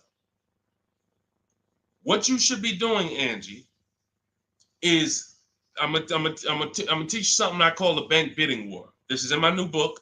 So when you get your copy of the book, you'll see the entire bank bidding war blueprint. I tell you how to do this step by step. The credit bureaus, dealers don't want you to know this, so pay attention. Everyone hit the share button. Shout out to the sharers. I need everyone who shares to hit the share button. If you're on YouTube, hit the like button. Hit the like button, because we're about to drop something on you that I know you've never heard. Pretty much everything you're going to hear you've never heard. But let's go deep on this bank bidding war. The credit bureaus allow you to have multiple lenders access your credit within a certain period of time. And as long as you let them all access it in that period of time, it's going to have the same effect on your credit score as one hard inquiry. So if one hard inquiry on your credit would have lowered your score 9 points, you can have 20 and it'll lower your score the same 9 points. So obviously, if we could have one and we're going to take a 9-point hit, or we could have 20, what's better? With one person competing for our business or 20?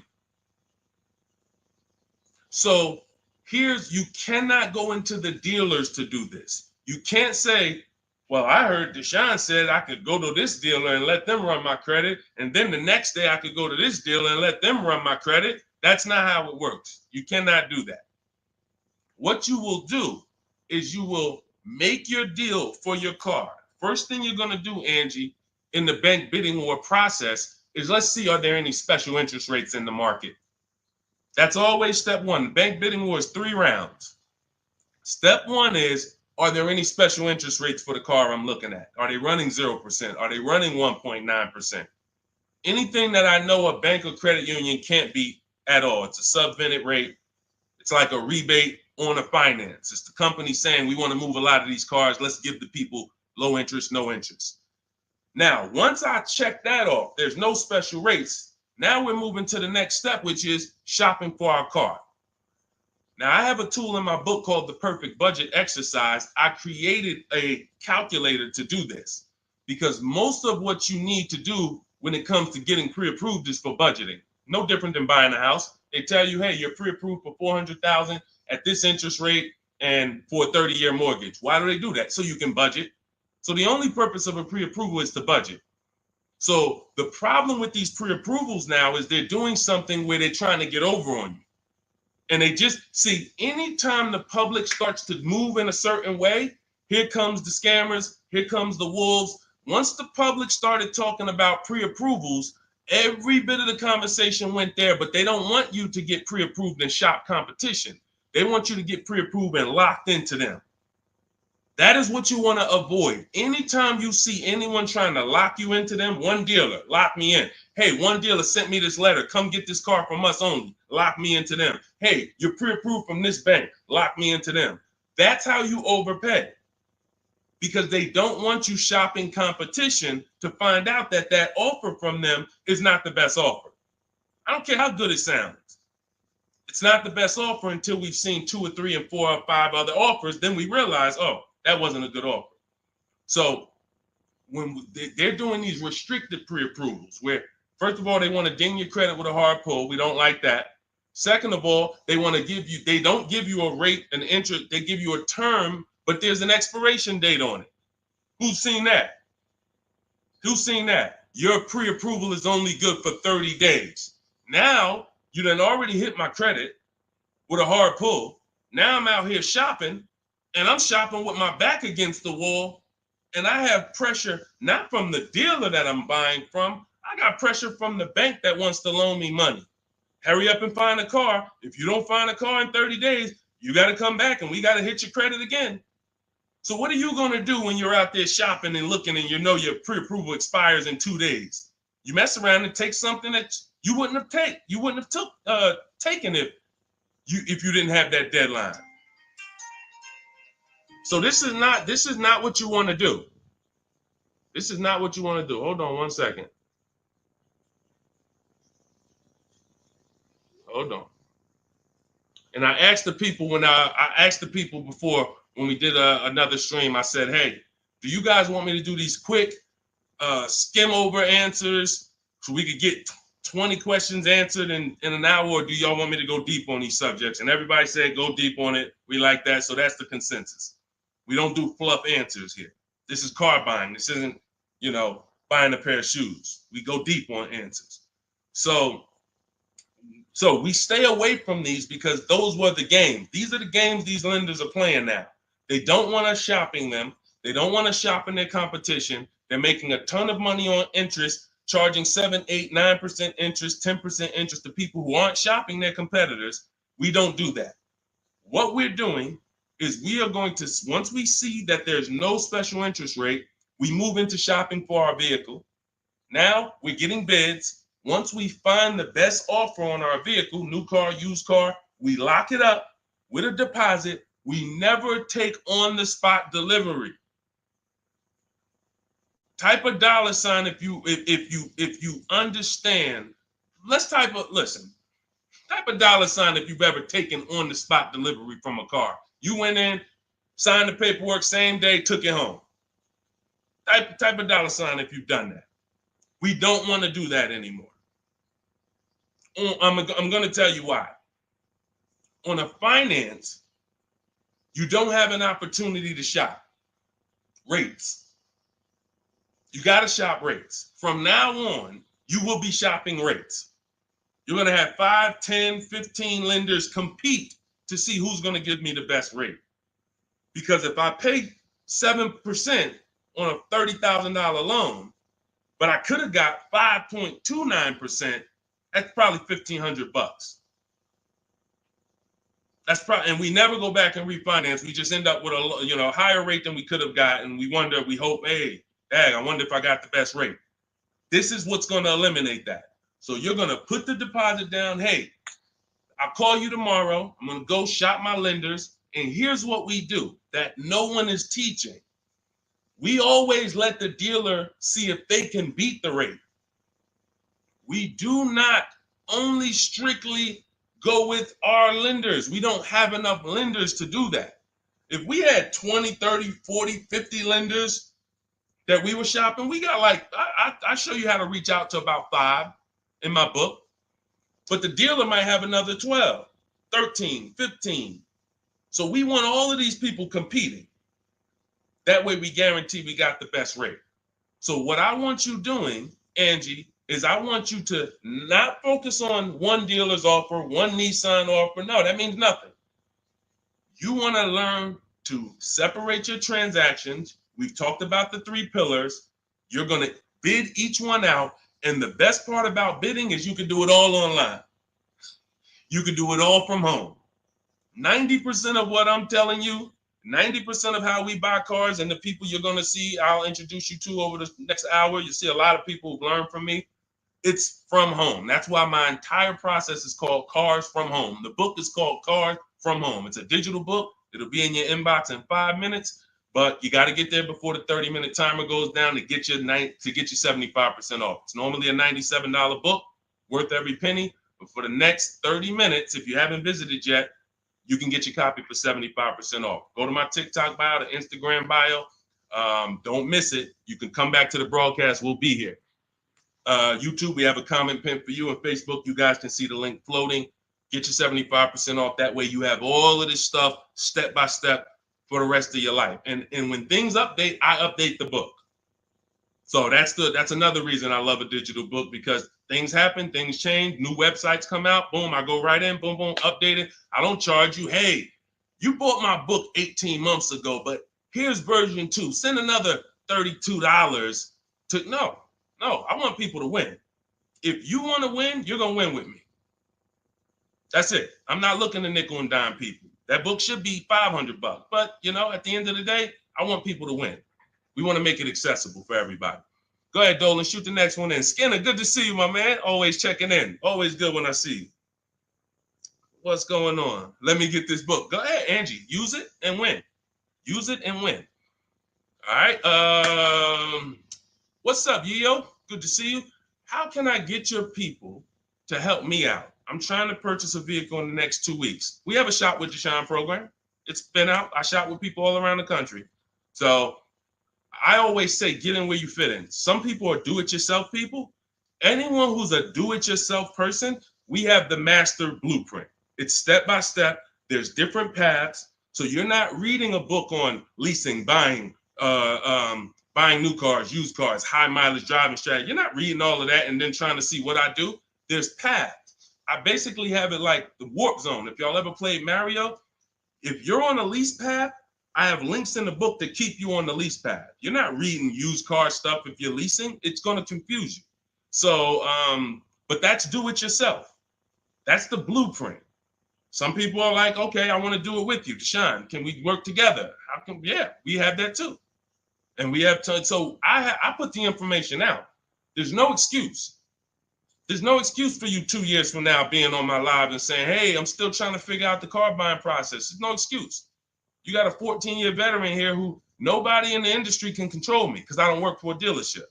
So I tell you everything that I do to buy cars below market value, lease cars below market value. All the people that you see, you guys know, if you've been on any of my streams, you know we share 10, 15 people an episode sometimes who are reporting their deals. So at the end of the day, you get in where you fit in. Get in where you fit in, but find a place to get in. I don't care if you watch all my free videos on social media. Now, once you get my book or you work with me, you can stop watching those videos. There's no point in you watching my videos warning people when you're inside with me and you got my blueprints. So it's just about getting where you fit in. That's all. Go ahead, Dolan. All that information was Shop with Deshone. That's all in my bio. That's all in, any of my bios too. So what are the 6 companies to sell your car to? Great question. Make notes. CarMax, Driveway, Carvana, Kelly's Blue Book Instant Cash Offer.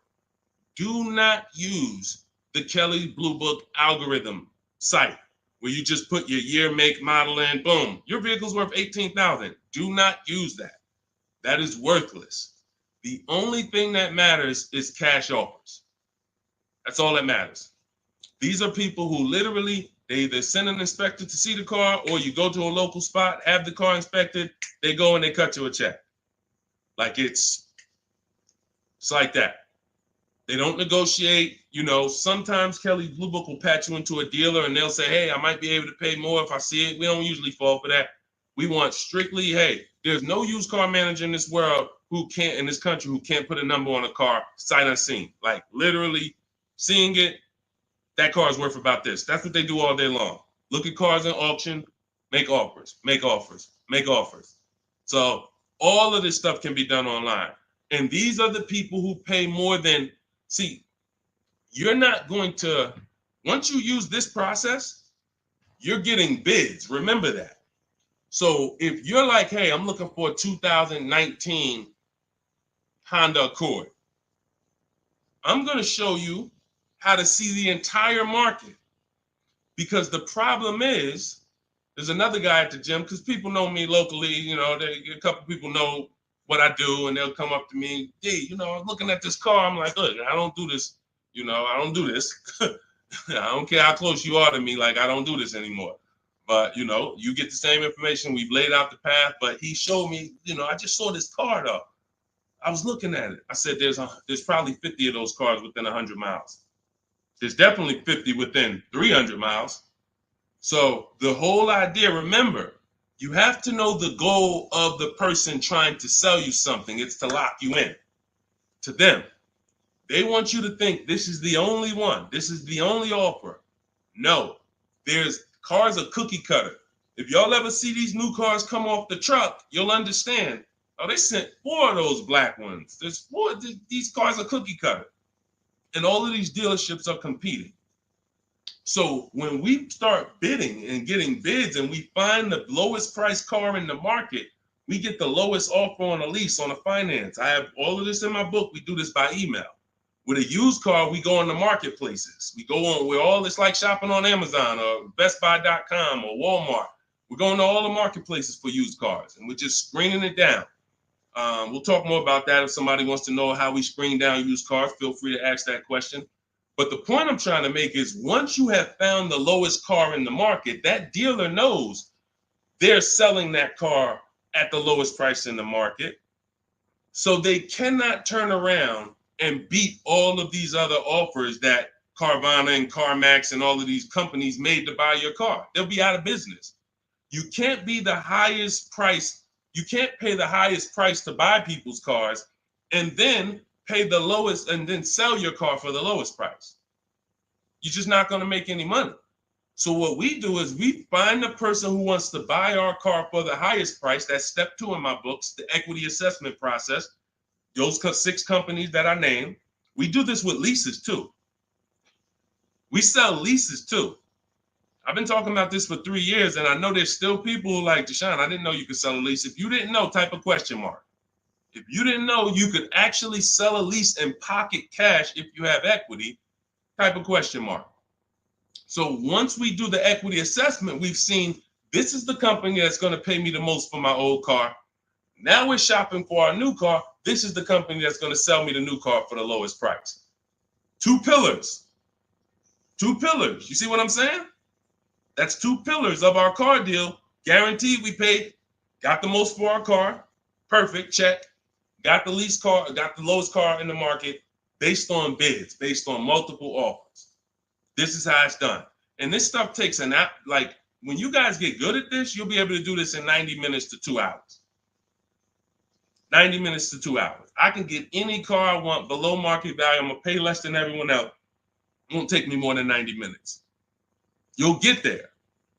In the beginning, 2.5 hours it's going to take you to go through. You're going to be fumbling. You're going to be overthinking. And once you just get to trust in the process, you'll see, okay, this is a 90-minute process. Now, I don't want you rushing your shopping. It's a big point before we go to the next question. Too many of you are rushing your shopping. That's why you're ending up with cars you don't like in 3 months. We don't rush that. We don't let anyone rush us into making a decision on the car we want. Step 4 in my book, in my process, I call it shopping, not buying. You're going to enjoy shopping the way we shop because no one pressures us. We don't let them. We enjoy our shopping process. We're only there to test drive. We take our time to decide what we want. Now, once we decide what we want, it ain't taking us no more than 90 minutes to get it.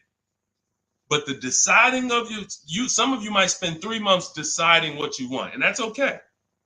Visiting dealerships, going, driving multiple cars, perfectly fine. But we don't, the problem is when you turn shopping into buying. That's the problem. You tell your kids, hey, kids, we're going to go out. We're going to look at cars this weekend. Yes, oh, God, Daddy, we're getting a new car. Mom, yes, great. All right, we're going to go look. First, we're going to go to Toyota. Then we're going to go to Honda. Then we're going to see the Chevy. If we had time, we'll test drive a Nissan. And it's going to be a good day. All right, perfect. You come out there, you drive the first car. Next thing you know, Daddy's sitting down, Mommy's sitting down talking to the salesman. That's where this is where you ruined your shopping. You ruined your shopping. What is Daddy doing sitting down? Why are you sitting? Daddy, I thought we was going to Honda next. What happened? 4 cars we were going to drive. Yeah, but they said we got a good deal. It don't take them long. If you let them catch you, it don't take us long to catch you with something. Hey, we have some great deals today. The manager said this morning, we're not going to turn down any good deal. We're so far behind our goals. Anybody who makes us a reasonable offer today, the next thing you know, you're not shopping anymore. You're talking about buying. Y'all see the difference? Type locked in if that makes sense. That's why we had a specific step in our process. It's step 4. It's called shopping, not buying. Shopping is deciding what you want. Buying is coming home, getting multiple offers on what you want. And we don't mix those two. This is how you enjoy the process. This is how you wake up in 6 months and you still love the car because you took enough time to make your decision and you didn't let anyone rush you. We're not gonna let anyone rush you if you're doing this my way. Go ahead, Dolan. Roll the next one. But yeah, get those 6 companies. Get your equity assessment done. What's up, Terrell? Good to see you. Deshone, I sent out the initial contact template to the dealerships, and a lot of them are trying to get me to come in. That's why we have scripts. Listen, here's what I say to people that I work with. Whether it's, most of the time, this is people I'm working with in my coaching program but here's what I say. I tell you up front, 80% of dealers are overpriced. 80% of dealers are here to make the process difficult because the more difficult they make the process, the more money they make. It's very simple. When you get my book, I have email scripts that reply to everything. For example, Terrell, when you open up the script for the initial replies, you'll see when they say, hey, when can you come in? We copy and paste. Actually, I'm going to be doing my entire process online. Do you have a car that I'm interested in? Do you have a match? Every script ends with a question. Whenever you are emailing a dealer, it should always end with a question. Somebody said, how much is the book? It's normally $97. If you go to my TikTok bio before the actual 30-minute timer gets to 0, you can get it for 75% off. So it'll be $24. So everyone who's visited that site already, if that timer started, it's going. So once it gets to 0, the price is $97. That's just our welcome offer for our new people. And you have a link in the YouTube comments as well as Facebook floating. You guys can see it. Instagram bio. Go activate your 75% off. It'll be in your inbox in a minute. But that's the whole thing. So let me read the rest of your question to see if it was something different. And a lot of them are trying to get me to come in and talk to them and test drive. What to do next? Resend another template. Well, there you go. No, you don't resend another template. We actually use the scripts. See, the reason why I know everything they're going to say is because those are templates too. When you guys get these emails, who gets the emails from dealerships? Hey, Jane, we love your 2016 Kia Sorento. We have a customer looking for that. My used car manager just said he needs that vehicle. Who's gotten that? Who's gotten those emails? Type me. Type me if you gotten it. Hey, I can get you out of good news. We looked at your 2021 Honda, and turns out we can get you in a new one for around the same price. When can you come in, or when can we have a conversation? Right? Thank you, Deion Skinner. Okay, look, how do we know? How do I know you all are getting those? Because we sent them from the dealership. We sent them from the dealership. Listen, if you're not tagging your best friend into this broadcast, you're being a little selfish, because your best friend's out there right now and they need a car and they about to go and overpay. So tag your best friend into this. Hit the share button and share with your best friend. This is what happens. Those are all templates.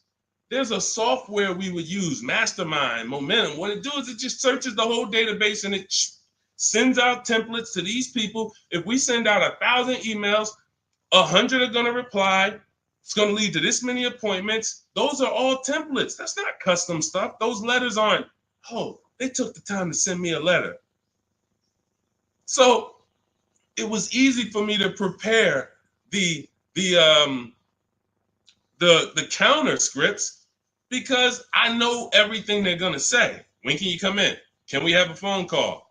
You know, it'd be a lot easier. All the stuff is there. That's why there's 3 different sets of scripts in my book. And there's no other book that does this. Quite honestly, there's never been a book that I've seen that actually has links to videos, actually has links to documents with scripts that you copy and paste.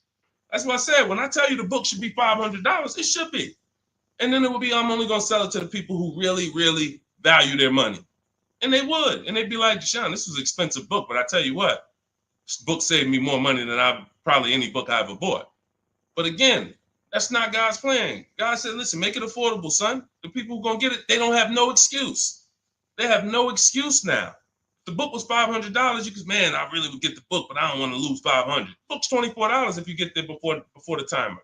So the point is, Terrell, use the scripts, follow the process, realize it's a new process for you, but everything's accounted for.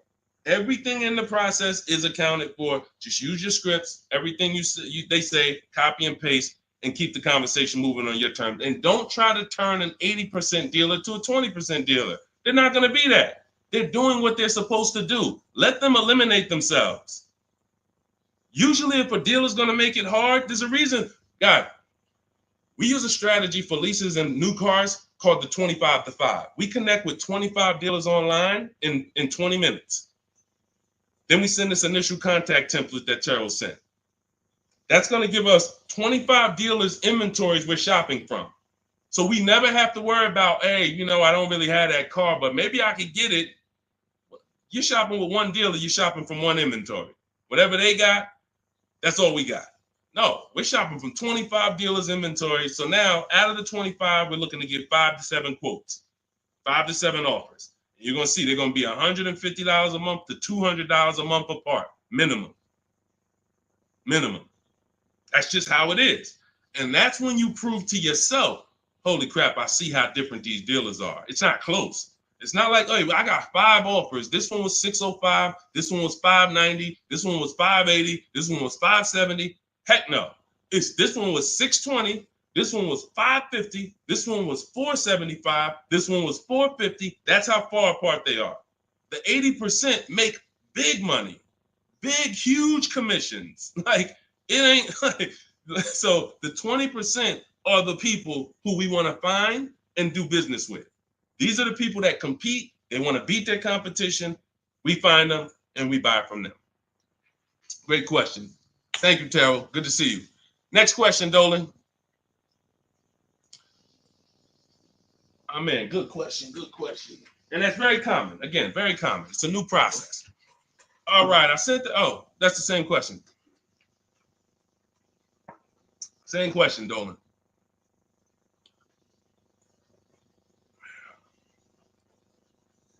What's up, Jaden? Buying my first used car this year. All right, putting $10,000 down with fair credit and a trade in worth $1,000. How do I maximize for the best car possible? First thing we want to decide is, should we be buying or leasing? This is very important. Now, I know many of you were taught on here, never lease a car. That advice is costing you thousands and thousands of dollars. And we'll go deep on that because I can't make a statement like that without going deep on this. But let me ask you, Jaden, do you have good credit, fair credit, not so good? You know, nobody knows you, so it's not like, but I need to know this to properly answer the question, because some people, they want to put a lot of cash into the transaction because they don't really have any credit. Let me know. I'm looking for your comment. Listen, you got to stay close to your keyboard. All of you who are asking questions, I want you to stay close to the keyboard. Dolan's pulling the questions in, and I want you to stay close, because I might ask you a follow-up question that I need to actually, be able to answer it. So let me just assume. All right, let's just assume you have fair credit. Hang on one second. Let's assume you have fair credit. All right. Hang on. Okay. So let me tell you an outcome that's very common. And you could decide, this is all of you who have a child who's going to be getting a car, or you're going to be getting your first car. Like, listen up to this. We go wrong buying people their first car a lot of times, because typically when you buy a car, what's happening is you have to pay for the whole car. Some of you know every $5,000 on a car loan is about $100 per month. So when you look at and lock that into your head, every $5,000 is about $100 per month. So when you see a $5,000 car, $10,000 car, you should think $200 a month. When you see $15,000, you should think $300 a month. These are safe parameters for you to make sure you're not overcharged. You have to be able to understand a $50,000 car isn't going to be $500 a month to buy. It's going to start out around $1,000. So we need to know these things, because you can manipulate loans to make payments lower, and that's how you end up in a 9-year loan, because you went in saying, hey, could you get that car to 700? That car's nowhere near 700 with a good loan. 5 years, 6 years is the longest we go. I have a rule in my book called the Rule of 72 and the 10th birthday. 72 months is the max loan we take, and the car should be paid off by its 10th birthday to avoid problems. So by the time a car turns 11, car should be paid off, so that way you could actually put money to the side for maintenance. These are all boundaries that we haven't had, that if you follow them, you're going to have a lot better experiences. So if you don't have the credit to lease, then I would say, okay, get yourself an inexpensive car, try to get a small loan.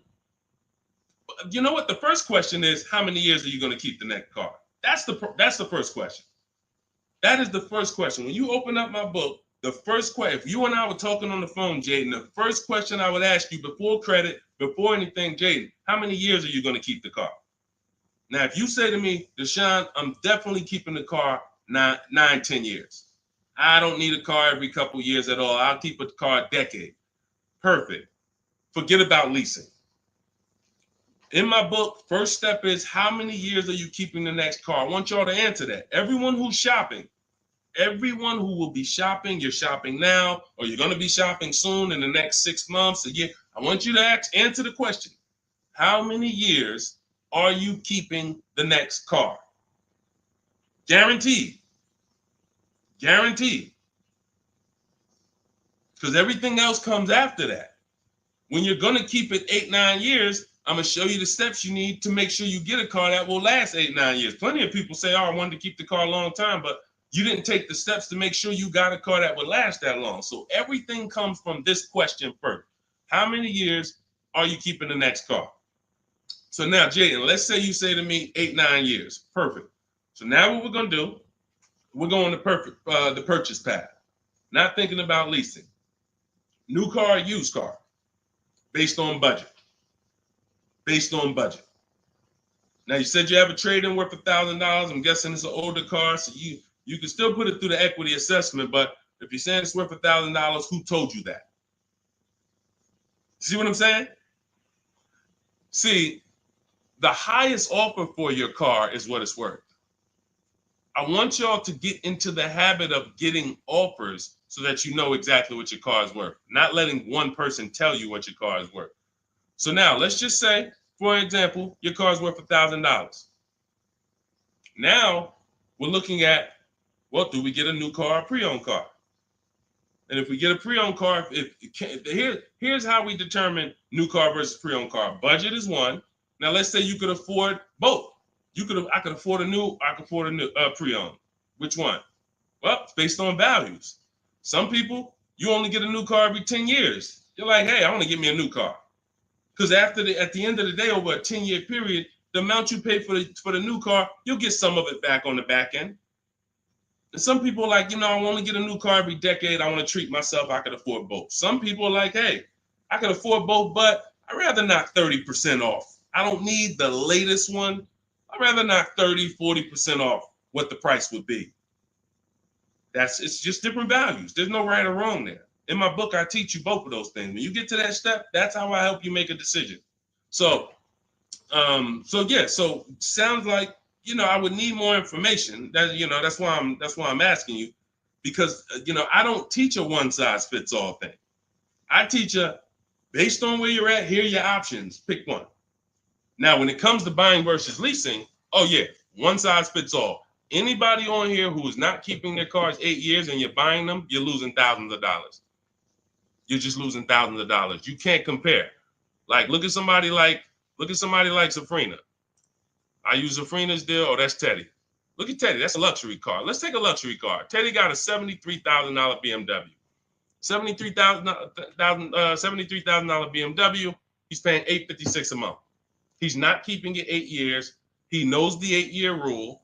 He said, okay, if I'm not keeping my cars 8 years, I'm going to shop for a below market lease. He uses our bidding system. He gets multiple offers. He said the highest offer during the process was $1,123 a month. That was his highest offer. He's paying $856. When I tell y'all, if you don't have a system to reveal the 80% dealers who are overcharging people, you're buying from one of them. You're buying from one of them. They do business. It's not like these guys are going out of business. You're buying from one of them. And you see, but Deshone, they told me this was the best deal that they could, this was their best offer. It was their best offer. It wasn't their competition 20 miles away's best offer. It wasn't that small dealer that's 45 minutes away that doesn't get the traffic that this city dealer gets, that once they see your information and they say, wait, hold on, we don't get the opportunities they get where they could just charge people and then they keep coming back. We only see, 3 people a day sometime. Boom, okay.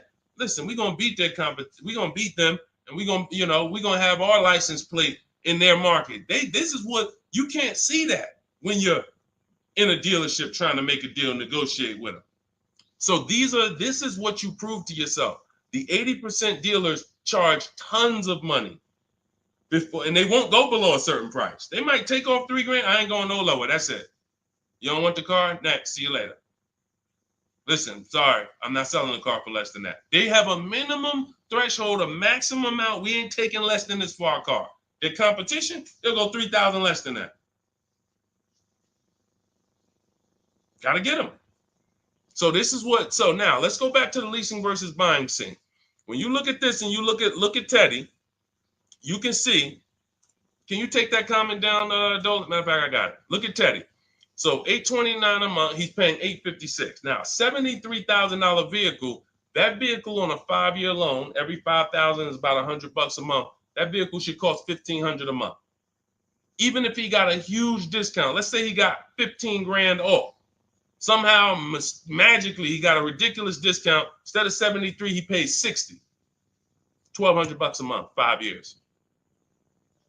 $1,200 he's paying $856. No money down. We don't, and whenever we shop, what you're going to learn as you listen to me and you shop the way I'm telling you to shop, everything we shop is no money down. We might put money down later, but we only put money down after we guarantee we got the best deal. All right. Let me echo that. You only put money down after you guarantee you got the best deal. What does that mean? You paid the best price for the car. You found the dealer that's going to sell you the car for the lowest price. You found the bank that's going to get you the lowest money. You did this from home using online tools. If you're doing it manually, you call around. I don't care if you call around. It's harder than my way because, but you want to call around and try to get multiple offers from dealers. The point is, once you find the best offer, now we can put money down if I want to lower my payment. But what dealers try to get you to do, especially the 80% and the people you're used to dealing with, they want you to put money down to get to a payment you'll take the car for. Big difference. Hey, how much is this car? Hey, it's $1,100 a month. Yeah, I can't afford that. How much money can you put down? How much money can you put down? Man, I could probably put down like 15, but can you get me to like 700? Now you're trying to buy your deal. You're not focused on the interest rate. You're not focused on the price of the car. Is he even selling me this car lower than what I could get on the market? You're trying to buy your deal, which is why the 80% dealers, here's what the 80% dealers make tons of money doing, making you think you want. And all I want you to understand is this is simple, easy. That's hard. Once you step in, start doing this like Teddy, once you start doing this like Danielle, look, like Ansley, look, like Jen, all of these people get below market deals from home. Once you start doing it like this, you'll realize this is the easy way. At home, at work, man, I just bought a car. How you buy a car? Yeah, I ain't even see you spending all this time in dealerships. Look at all these offers in my email. Look, this offer, this offer, this offer, this offer. Yep, this the one. I just locked it up, saving me $7,000. You'll never go back. You'll never go back to the old way. You have to learn cars from home. All the money is over. All the overspending happens inside dealerships, which is why we never do it. Go ahead, Dolan.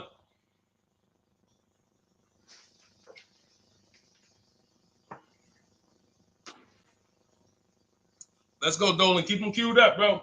Let's go. To Cali, good to see you. Should you put a down payment on a car? Well, that's just what we were just talking about. What we were just talking about was, all right, let's talk down payments on leases.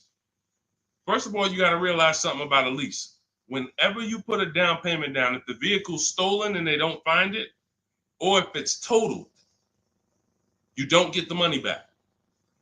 I'm not a fan of putting huge money down on leases, but unless you do one thing, you assess, well, two things technically.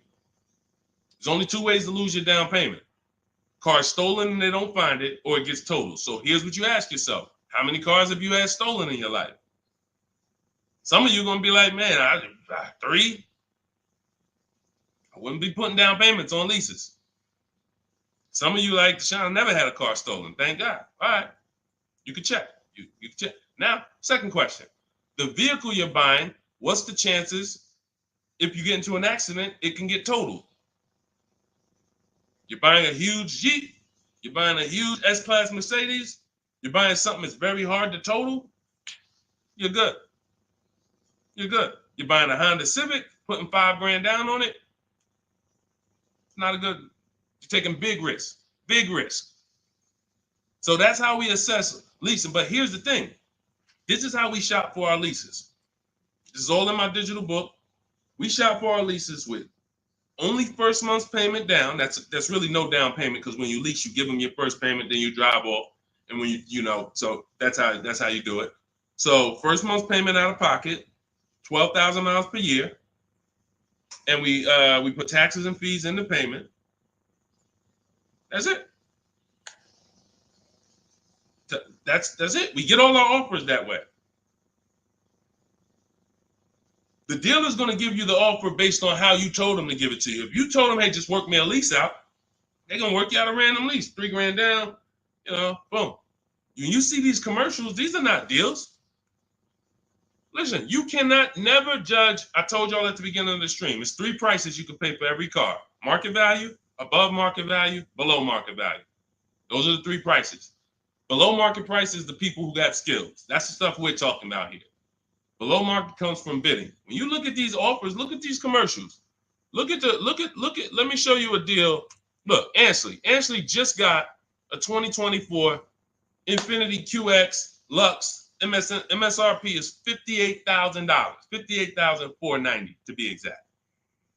Said I'm only paying $554 a month with my first payment down only, right under 1%. Now, some of you, if you're savvy, you've heard of the lease 1% rule. That's been around for probably 30 years. I created the 1.5% rule because people were overpaying for leases. People knew, the savvy people knew the 1% rule. They knew this is great value. This is a steal. You get a lease under 1%, no money down, you stole a vehicle. Doesn't mean it's your best deal because Zafrina got 0.88. So she got 0.88. So just don't think, again, bids. Bids. It's like, hey, you don't know how much you're going to save on the car. She didn't know she was going to get 0.88. She knew the 1% rule. She got her offers. She ends up closing the deal, $579 a month on a $65,000 vehicle. So this is how you shop. So once you get an offer, if it's between 1% and 1.5%, that's good value on the lease. The closer to 1, the more value. But in order to get 1, you need rebate. You need we don't understand sometimes the lease program. The dealer can't control that. So what we do is we shop. When you see a deal that's 1.1, 1.2, 1% low, that means there's a lot of rebates there. There's a lot of there's probably great residual, low money factor, which is the interest rate. You can't control these things. All you can do is bid it out. Now, once you get to a payment and you're like, okay, I already know I'm under 1.5%. I got my 5 to 7 offers, so I know this is the best offer. But I want to drop my payment probably another $50. Now you put money down. You see what I'm saying? Type $signs if you got that. You shopped your deal. You got your offers. Type a $sign at that click. I'm talking to the people that's locked in. Listen, I know, unfortunately, we live in a world, a lot of people distracted. We sit here, we could talk big money all day long, and it's just flying past it. They got 100 other things on their mind. But the people who locked in, type a $sign if you understand that. When you shop for offers, when you look at your lease offers, the way I just told you we shop for them, now we get the offers, we say, all right, boom. This is the best one out of 5 to 7 dealers I got. Let me now lower my payment. First of all, if you can afford that payment, just take the deal. Much better, put no money into the deal. That way, if God forbid it's total, boom, I come back, I do it again, ain't no problem. I didn't put no money into the car. But if you look and say, I want to lower my payment like $100 a month. First thing you do is assess what I told you a couple minutes ago. How many cars have I had stolen? The lower, the better. If it's one time, okay, chance of this car getting stolen, slim to none. All right, how easy is this car to total? Now, it's a big vehicle. Like, I'd have to get into a pretty bad once-in-a-lifetime accident for it to be totaled. Perfect. All right, you can throw $2,000 down. You can throw $3,000 down to lower the payment more. That's how you use down payment money. You never use down payment money to buy your deal. You must have the deal before you apply the down payment. You must have the lowest interest rate before you get the down payment. You must have the dealer who's selling you that car lower than anyone else before you apply the money down. That's when you know you have a deal and your down payment isn't being taken and used as profit. Anybody else, down payment's being used as profit. It's just padding the deal. Give us more money to work with. How much could you put down? 6? All right, let me go work this out. And they're just around moving money around. They're moving, you're buying a car from them, you're getting your loan from them, and you're giving them $6,000 to work with. They have all this money to work with. That's a dream customer.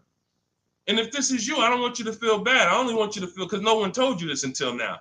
I only want you to feel bad if you keep repeating it, because you got no one else to blame. Right now, you have the opportunity to change everything and focus on what I'm teaching you. So no one can do this to you. But the dream customer comes in, got a car to trade, wants to buy a car, needs a loan, How much could you put down? I'd probably put down like 3,000. That's 4 things you just gave them to work with. I got money in your loan I can move around. I got money in your old car that you want to sell to me, trade. All right, I could use that. Got some margin there. Then in the car you want to buy, I got some margin there. Then I got your down payment money that I got margin. I'm just about to let me manipulate a couple things and here. That's what we don't want to do. All right? That's why we separate the transactions. This stream, if you get the 3 pillars of great car deals, separating your transactions, bidding them out, this can never happen to you. None of this stuff could ever happen to you. Okay? Everything we're going over is in my new digital book. It's called Cars from Home, 7 Steps to Saving Time, Money, and Avoiding Dealerships. This teaches everything step by step, how to get below market leases, below market purchases, new cars, used cars, high mileage driving strategies. Some of you who are driving over 18,000 miles a year, you can't do some of this stuff is not, you need custom advice.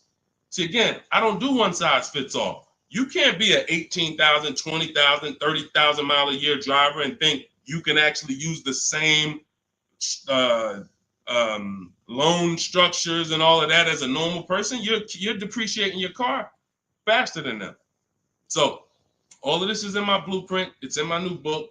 Get your copy for 75% off in my TikTok bio, in my Instagram bio, or we have a link in the comments for you on YouTube, and we have a floating link on Facebook for you guys. But if that timer hits 0, it's $97. And if I'm you, if I miss the 75% offer, I'm getting the book, knowing what I know.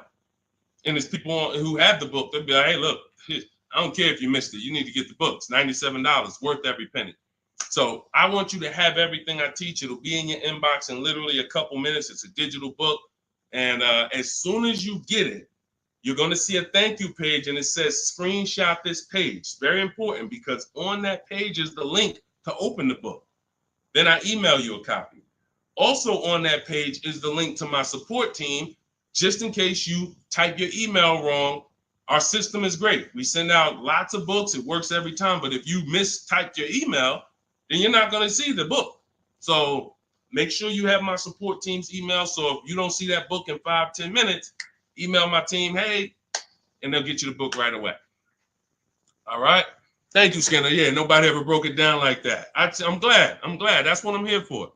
That's what I'm here for. I only want to pay first month's payment, and that's it out of pocket. That's 90% of our people, Skinner. 90% of our people. Hold on, I'm gonna get to Hideout PA. You got the next question. Hold on. But look, 90% of our people, look, India, look, $365 a month, no money down. That's first payment only. Look, Melissa, look, got her hybrid Honda Pilot 2025, $597 a month. She made $12,000 on her equity assessment, sold her car. So $597, I'm trying to see an MSRP, almost 50 grand. So it's a 1.2% lease. Look, nothing out of pocket, first month's payment. Look, Ansley. I got to go get the rest. I didn't hit see more to get his detail. You see, Ansley got 2 cars. He just got another BMW. Hold on. Look. Milligan. Everybody, we pretty much, look, zero is signing. Melissa. This is what we do. There's nobody who's better at this than we are. Listen, if I had the time and we did one stream where we just sat here for an hour, I could show you 100+ people. Boom, boom, boom. Well, I just show a dozen because I'm not going to spend too many. Look, if you don't get it from 10 people, you're not going to get it from 100. You know, if 10 people just like you who are showing their deals, paying less than you, don't persuade you, 100 wouldn't. But the point is, everybody shops with no money down. Because when you shop with no money down from now on, you will see it's easier because you can't confuse me. You can't confuse me when I'm shopping with no money down. You got to be great at math, which I love math. So, I mean, I love math. But you have to be great at math to put 3, 4, 5,000 down and be able to see where the money's actually going. So the best thing to do is compare. I could get this car, no money down. I could lease this car, no money down. What's my payment? And then you'll be able to see it. Dealers can't manipulate you. So definitely, that's all we do is no money down shopping. Go ahead, Dolan. You can put that one up. You can put that question up. I want to get to that. Hideout PA. In a 2-year lease, 2024 Jeep Hybrid, 1,500 down, 499, 10K a month. Good deal. You have nothing to compare it to. You have nothing to compare it to. And this is what I don't like. Listen, I'm not the one who tells people you got a bad deal. The only time I would tell somebody they got a bad deal is if they broke the 1.5% rule. So if you take no money down and you divide your monthly payment into the MSRP, if you were over 1.5%, there's no value in leasing that vehicle. You're paying too much for a car you're giving back in a couple months. So, hold on. Sorry. Yeah. So, sorry. So, but when I look at your deal, the reason why I hate this is because you've already gotten the car and you're driving around and you don't even know you got a good deal. You're wondering if you got a good deal. That's very disempowering. It's a very disempowering position to be in. But had you gotten 4 other offers, you wouldn't have to ask me that. And what I want you to do is change that, because frankly, I would bet $1,000 that if I said to you, you think I can find that car for less than what you paid? Bet me some money. Would you bet me $1,000 that I can't find that exact same car you got for a lot less money? Would you take the bet? You'd probably be like, nah, I don't want to take that bet. I don't want that for you. I don't want that for you. I don't want that for any of you. Driving cars, and if God forbid you see Deshone the Auto Advisor one day and you're like, and I'm like, hey, yeah, you just got the car?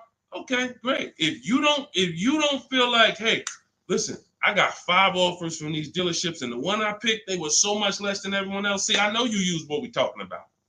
I know the people I run into that use what we talk about. They come up, the first thing they're doing is saying who made them the best offer. They're saying, hey, the dealer couldn't beat the rate I got from the credit union. I know you're using what we teach. They're like, yo, I had to go 150 miles to pick it up in the next state because they made me the best offer. I know you're using what we teach. That's when I know. When you come in and ask, hey, what you think about this deal? We have nothing to compare it to. So we look at something like, let's just take an average deal. Let's take an average deal. Let's take a big money savings. Let's always use Sean for an example. Because what you're trying to do when you're not getting bids the old way is you're actually feeling for the bottom, and you're hoping, I hope this price that I paid was the bottom. Shout out to the people running the likes up on TikTok. Every time y'all hear something y'all like, just keep tapping the screen for like, spend 10 seconds just, man, you know what? This dude is going in over here. Just spend 10 seconds. Every time you hear something you like, tapping the screen. Shout out to y'all running the likes up. But when you look at, hey, look, I lost my train of thought. What was I talking about? I don't even know. That usually happens once I've been on for about an hour. That usually starts happening. Hideout PA just bought the book. Awesome. Listen, I'm answering your question right here. So, and look, next time, that's the thing. So again, I cannot tell you, oh, the MSRP was 49,000. Okay, so 49, 1,500 down. That's about a 1% lease. Solid. We don't know if you could have did better though, and that's the point. Again, Zafrina. Funny story about Zafrina, and she got this 0.88% lease, right? You're probably a little over 1% because you put about 1,500 down, so that $1,000 probably would have put you about maybe 1.1. Still great value, absolutely great value. great value. But Zafrina called me. She was shopping for a Jeep Grand Cherokee. She didn't call me, but we you know, she's in my program. Again, we have Shop with Deshone, Shop with, you know, blueprints. It's all up to you. However you like to learn, we provide it. So she was shopping for a Jeep Grand Cherokee, and the best offer she had was like 1.1, and it was solid. But she was coming out of a Jeep where she was under 1%. Her lease was up. She was under 1% on her old lease. And she said, the guy told me if I take the hybrid version or the electric version, he can get me down to 1%. No, I think she was maybe 1.2 on a Jeep Grand Cherokee Limited at the time. She said if I take the hybrid version, he said I could do a 1%. He could get me to like 1%. I said, okay, if you're going to look at the hybrid, the electric version, that's an entirely different vehicle. The same dealers that you've been getting the offers from, run it past them now. That's a different lease program, different vehicle. Yeah, he might be able. Now look at this. Here's the big part. He was selling her the standard version lower than everybody else. But then he flipped her to the electric version because it had a better program. She ran the lease again, and another dealer sold that vehicle lower than everyone else. This is why this round robin system is so fun and empowering and revealing. You cannot trust any one dealer. We put them against each other, and that's how we win. So she ends up getting a 0.88% lease, $579 on this $66,000 Jeep. So that's the only thing. Even when we get a great deal, you never walk into a dealership say, get me to 1%, get me to 1.2, get me under 1.5. We don't say this stuff. We get bids. We never know where the best deal is going to be. We just never know. That's why we get bids. So everything we are learning is in my new digital book. Those of you who spent the last hour, 10 minutes with us, you're like, Deshone, I got it. I took a lot of notes. Perfect. But those of you who like Deshone, there's no way I'm going to remember all of this stuff. I want the whole step-by-step blueprint. That is Cars from Home. My new digital book is called 7 Steps to Saving Time, Money, and Avoiding Dealerships. You're going to learn how to get below-market car deals on leases, new cars, and used cars, and without spending more than 30 minutes in a car dealership. You'll be doing this from home. Everything we do is putting dealers against each other, making banks bid. We don't beg for these discounts. None of these people you saw me share, they know we don't do any begging. We are the prize. You are the prize. You haven't acted like it. You haven't accepted it. You haven't shopped like it. You're begging. Hey, come on, can you take off another $50? Come on, $25 a month. You're going to lose a deal over this. This is begging. You're begging someone to give them a $50,000 transaction. We don't do that. We're at home, empowered. Everything we do is in there. You have it in your inbox in literally minutes, and you can get it as long as you get there before the 30-minute timer is up. You get it for 75% off. So you won't pay the normal $97 price. You get your copy in my TikTok bio, in my Instagram bio, or you can click the link in my YouTube comment or Facebook below. So shout out to the people that's locked in. Skinner, shout out to you, Hideout PA. Shout out to the people who are like locked in. I know I can only help a small percentage of people. That's the sad part. The sad part is when I came to the internet, a bunch of smart people who studied the internet, they do this. I never sold any products on the internet. They told me, Deshone, doesn't matter how inexpensive you make it, you can't help everybody. They're not mentally gonna let you help them. I said, no, that's impossible. Nah, I said, look, no way. No, I'm gonna be so transparent. I got the industry experience. We got hundreds of testimonials. They go to all my pages. They can see their peers, people just like them, grandmothers, single mothers, all that. They said, Deshone, none of that matters. You can only help a small percentage. And they've been right. And I used to be disappointed. I really did. But now I focus on the people who are locked in. Whatever God gave me, whoever God assigned to me, I'm focused on you. That's it. So I'm here to make sure Hideout PA wins. She got the book. I'm here to make sure that Skinner wins. I'm here. Anybody who locked in, hey, Deshone got the book. You talking to me. I'm the 10%. I'm the 20%, whatever percentage it is. But the rest of you, you got to evaluate yourself because you're going into a very expensive purchase that is the second most expensive purchase you're ever going to make. And you're going in to deal with sharks. Like you really live that. Like you're really ready for that. I spend more time warning you of what the inside is like because I've been in the inside. I can go back to sell cars if I wasn't running a company to educate you guys. I can make $200,000, $300,000, $400,000 a year selling cars. This is not hard for me, but I know what it's like. I know who sits next to me. I know it's people who, when you sit down next to them, your head's coming off and you're going to leave with a smile. It's an art. It's a science to making a customer leave with a smile. We got people who pay $200 more per month than they could have got, but they leave smiling. Don't let them run into their neighbor, though, that's got the same car and got a better deal. $200 less. Wait, you got the same car? What happened? They knew something you didn't know. So that's my warning. Shout out to the people that's locked in.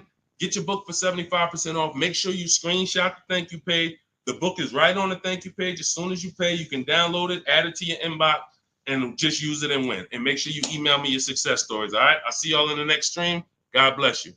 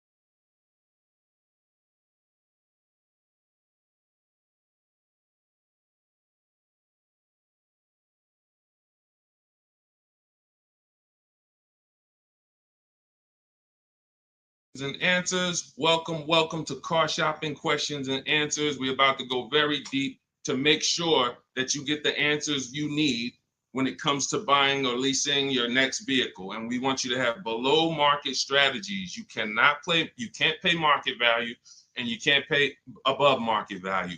The goal when you are purchasing or leasing a car is to get a below market deal. That's the only deal. If you pay market value, you're paying what everyone else paid. It's not a deal. If you pay above market value, you're paying higher than what most people pay. It's definitely not a deal. The only deal is below market value. I see you, Rachel. We're gonna start off with you. I see your question coming in on TikTok. So Dolan, we get ready to pull these questions in. As you guys start typing your questions, we're gonna have Dolan pull them into the show so you can start typing. And I want you to know that everything you're gonna learn over this next hour is out of my new digital book. It's called Cars from Home. 7 Steps to Saving Time, Money, and Avoiding Dealerships. I wrote this book. I put 14 years of industry experience in the car business, working with dealers, working inside Mercedes-Benz, inside General Motors, and I created a 7-step process for you to get below market leases, below market finance deals, below market loans, below market cash purchases, below market used cars, and I have high mileage strategies in there for those of you who drive over 15 or 18,000 miles a year. It's all in there step by step, and you can get your copy for 75% off as part of our book launch offer. You can click the link that's floating on Facebook. You can click the link below on YouTube. We have a comment pin for you, and inside my TikTok and Instagram bios, you guys have a 75% off link for 30 minutes. Once that timer goes to 0, the price does go back up to $97. It's still worth it at $97, but I'd rather you save the 75% off the total price so you have even more value. So get your copy immediately. Don't let it go down to 0 before you get your copy, all right? Let's get started, Dolan, with the first question. Start typing your questions, guys. We're going to get through as many as we can in 1 hour. And as you come in, can you hit the like button? It does matter. It does activate the algorithm. It does let these platforms know that we need more people over here so we can help them protect their money. Okay, this question came from Rachel. what's the best time to get a car? I drive a 2014 and I own and I owe $18,000. What is the best advice you can give on trading a newer vehicle? It's under 18, it's under 100,000 miles. Okay, Rachel. So one of the things that the first sense I get is I don't like you still owing that much money on a car that's 10 years old already. I have a rule that I teach. It's called the rule of 72 and the 10th birthday. That means that you never want to take a loan longer than 72 months, but you also don't want a loan on a vehicle past its 10th birthday. And I'm going to tell you why. In 14 years in the car business, I've seen tons of people have things go wrong about the 10-year mark. Now, there's nothing wrong with things going wrong because that's why you have a car, so that you can put a little money into it, maintain it, and keep it driving for as long as possible. The problem is when you have a loan on that car, now what you're doing is you're repairing the car while you're making, hold on. I had to turn the Bluetooth off. Okay, so the problem is you're repairing that car while you're making payments on it. I call these the four expenses. The four expenses for a car are what you pay for it every month, if you have a loan, what you pay for gas, what you pay to repair it, and then what you pay to maintain it. Maintaining is oil changes, brake fluid changes, tire rotations, new tires. These are, replacing brakes. These are maintaining it. Repairing it is if something breaks on the car. And it's that I call that the fourth expense. That's what most people are not ready for. And what I see is if you have a loan past the 10th year, you're getting hit with a lot. You're getting hit with all four expenses. And if you've ever seen someone who has a luxury vehicle and they hate it, they usually are buying cars that are too old and taking loans that are too long on them. Because you'll see they hate the vehicle because BMW, you got your BMW, you go drop it off, they tell you, hey, you need brakes, that's maintenance. Then, hey, your navigation system or your electric system is messing up, that's $2,000. And then, you still had to put premium gas in the car, so you could leave out of there, it costs $5,000 in 1 month. And people be like, man, I hate this car. But the car is not the problem. The problem is you took a loan on a car that was too old, and you took a loan that was too long. That's why I created the rule of 72 and the 10th birthday. No loans longer than 72 months, and then your car needs to be paid off by the 10th birthday. Now, what happens if you look at the car you want and you can't afford that payment for 6 years? That means you can't afford that car. That doesn't mean stretch the loan out to 7 years or 8 years so that you can try to afford it. Right now, we could all go and we can look at a $700,000 house. Maybe most of us can't afford the mortgage on that, but if we stretch the mortgage out to 50 years, then maybe we can afford the mortgage on it. Doesn't mean it's a good financial decision. So if you're going to finance again, Rachel, I want you to keep that in mind. When you replace your current car, if you're going into another finance, which I don't recommend if you're not keeping this next car 8 years, because you're going to be in the same position again, you should be going into a below market lease. Then if you're keeping the car long term, then go to another finance and then make sure you're not buying too much car, taking out too many loans on it, and taking out too long of a loan. Use that as an affordability index. If I can't afford this car on a 6-year payment and I can't add up, here's how you do it. You look at the car, ask yourself, how old is it? If it's 6 years old, that means I got to take a 4-year loan. If it's 5 years old, that means I got to take a 5-year loan. It can't be greater than 10. You are taking way too much risk. And you're going to end up in this position where you're looking and you're like, how do I still have a car payment? Things starting to go wrong on this car. I'm nowhere close to paying it off. What did I do wrong? That's what you did wrong. Now, if you want to avoid this altogether and say, all right, what can I do in a different structure? You will be going into a lease. If you're shopping a below market lease, what that's going to do is make sure you can pay a low payment on a brand new car. It's always going to be under warranty, and you just keep doing that. You look like somebody who you're just used to having a car payment anyway. So you want to switch the way you make those car payments and start paying it into new cars versus these 10-year-old cars or 8-year-old cars that you're paying these payments into, and you're not getting much back in terms of return or quality or anything like that. So that's the first thing that I would concern myself with is, Rachel, how many years are you going to keep the next car? If it's 8 or more, then you purchase again. If it's less than 8, then Deshone, talk to me about a lease, because I'm not keeping this car at 8 years. I don't keep any car 8 years. All right? It's a great question. That's where we need to start out. Go ahead, Dolan. Shoot the next one up. Okay, this one is Love and okay, I don't want to even try to pronounce it, but you can see who you are.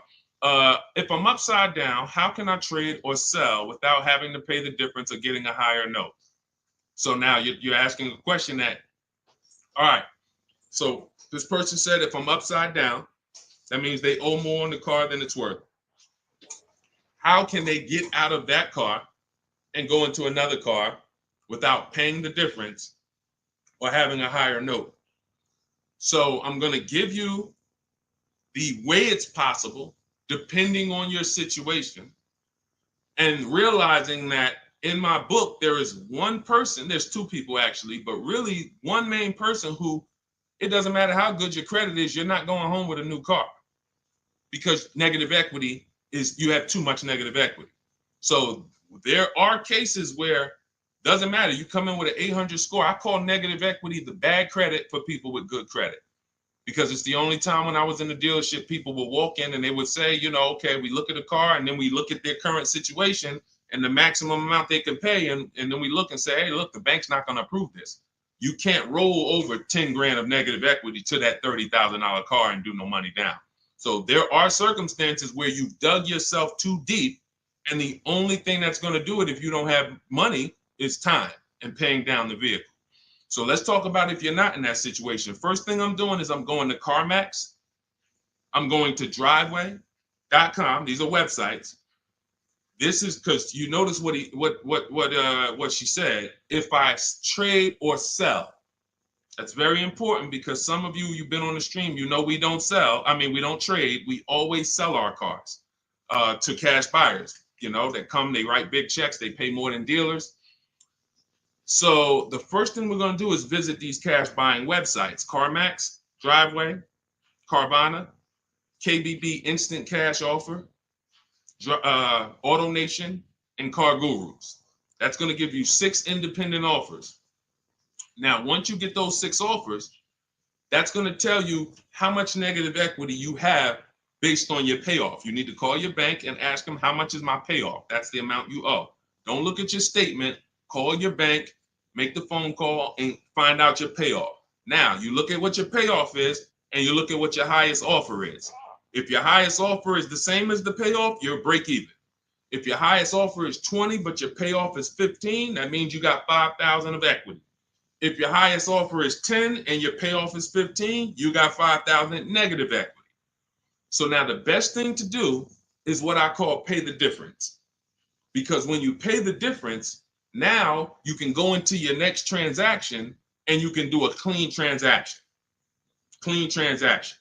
So whatever deal you get on your next car, it's clean. You're not bringing any baggage over. You can shop multiple offers. There's no limits.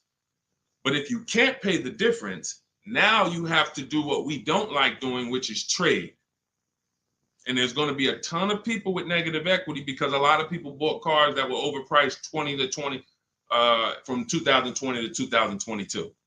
You know, we were trying to warn people to lease, to ride out the market, buy inexpensive pre-owned cars to ride out the market, or, you know, keep their current car and not shop if they didn't have to ride out the market. Some people didn't take that advice, and they went and they overpaid because they had no shopping strategy. And now they're going to be 15 grand negative equity trying to get another car. So if you can't transfer, you know, there's limits to what you can transfer. If you can do what we teach and you actually can shop the market the way we teach, you might get a deal like this. Let me show, this is Milligan's deal. She just made this deal a couple days ago. It was for Mercedes-Benz brand new EQS. It's an EQE. It was a $79,000 vehicle. Using our shop from home strategy, she never left the house to get this discount. She went from$79,000 to $51,000 on a brand new vehicle. And if you're on Instagram or if you're on YouTube, you guys can see this. So we can't share the entire versions on Facebook and on TikTok. But if you like, anybody who wants to see, okay, I want to see these things that Deshone is sharing, you can go right to our YouTube page, Deshone the Auto Advisor. And you go right to Instagram and you'll see the actual documents. This is her deal. She's posted up $79,000, $51,000. Why is this so important? Because when the bank goes to lend on this vehicle she bought, they're lending based on the fact the MSRP is 79. So the banks will usually lend up to 20% more of the MSRP if you have good credit.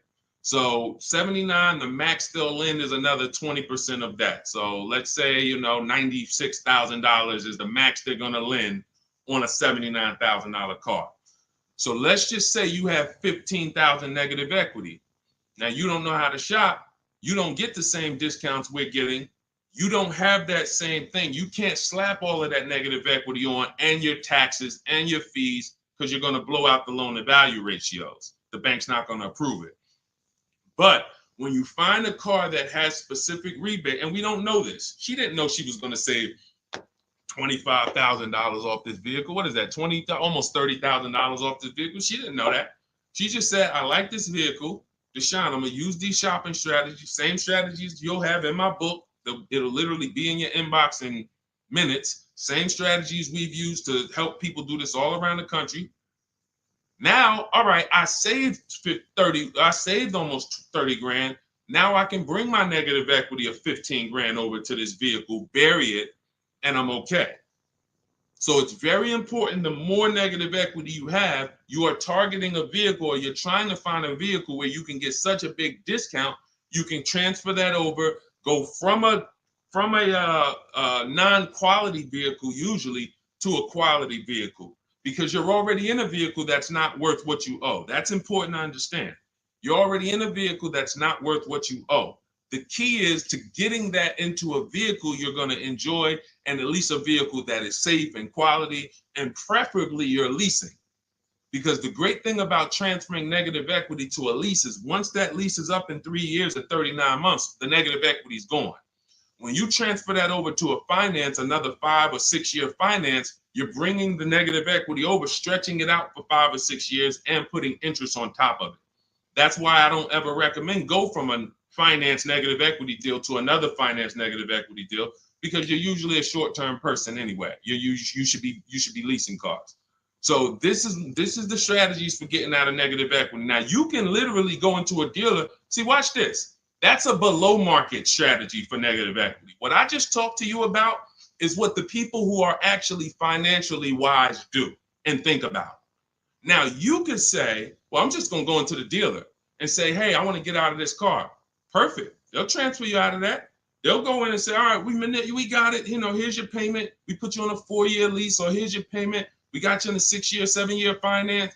But you'll never know the discount you're getting because you don't care. Your whole thing is, I don't really want to unlearn what I've been taught and programmed to do. But if you want to say, I want to make the best deal possible and I want to stop making these mistakes that's getting me into these bad deals, I've never had to come and deal with 5, 6 grand, 2 grand of negative equity. It's never happened to me.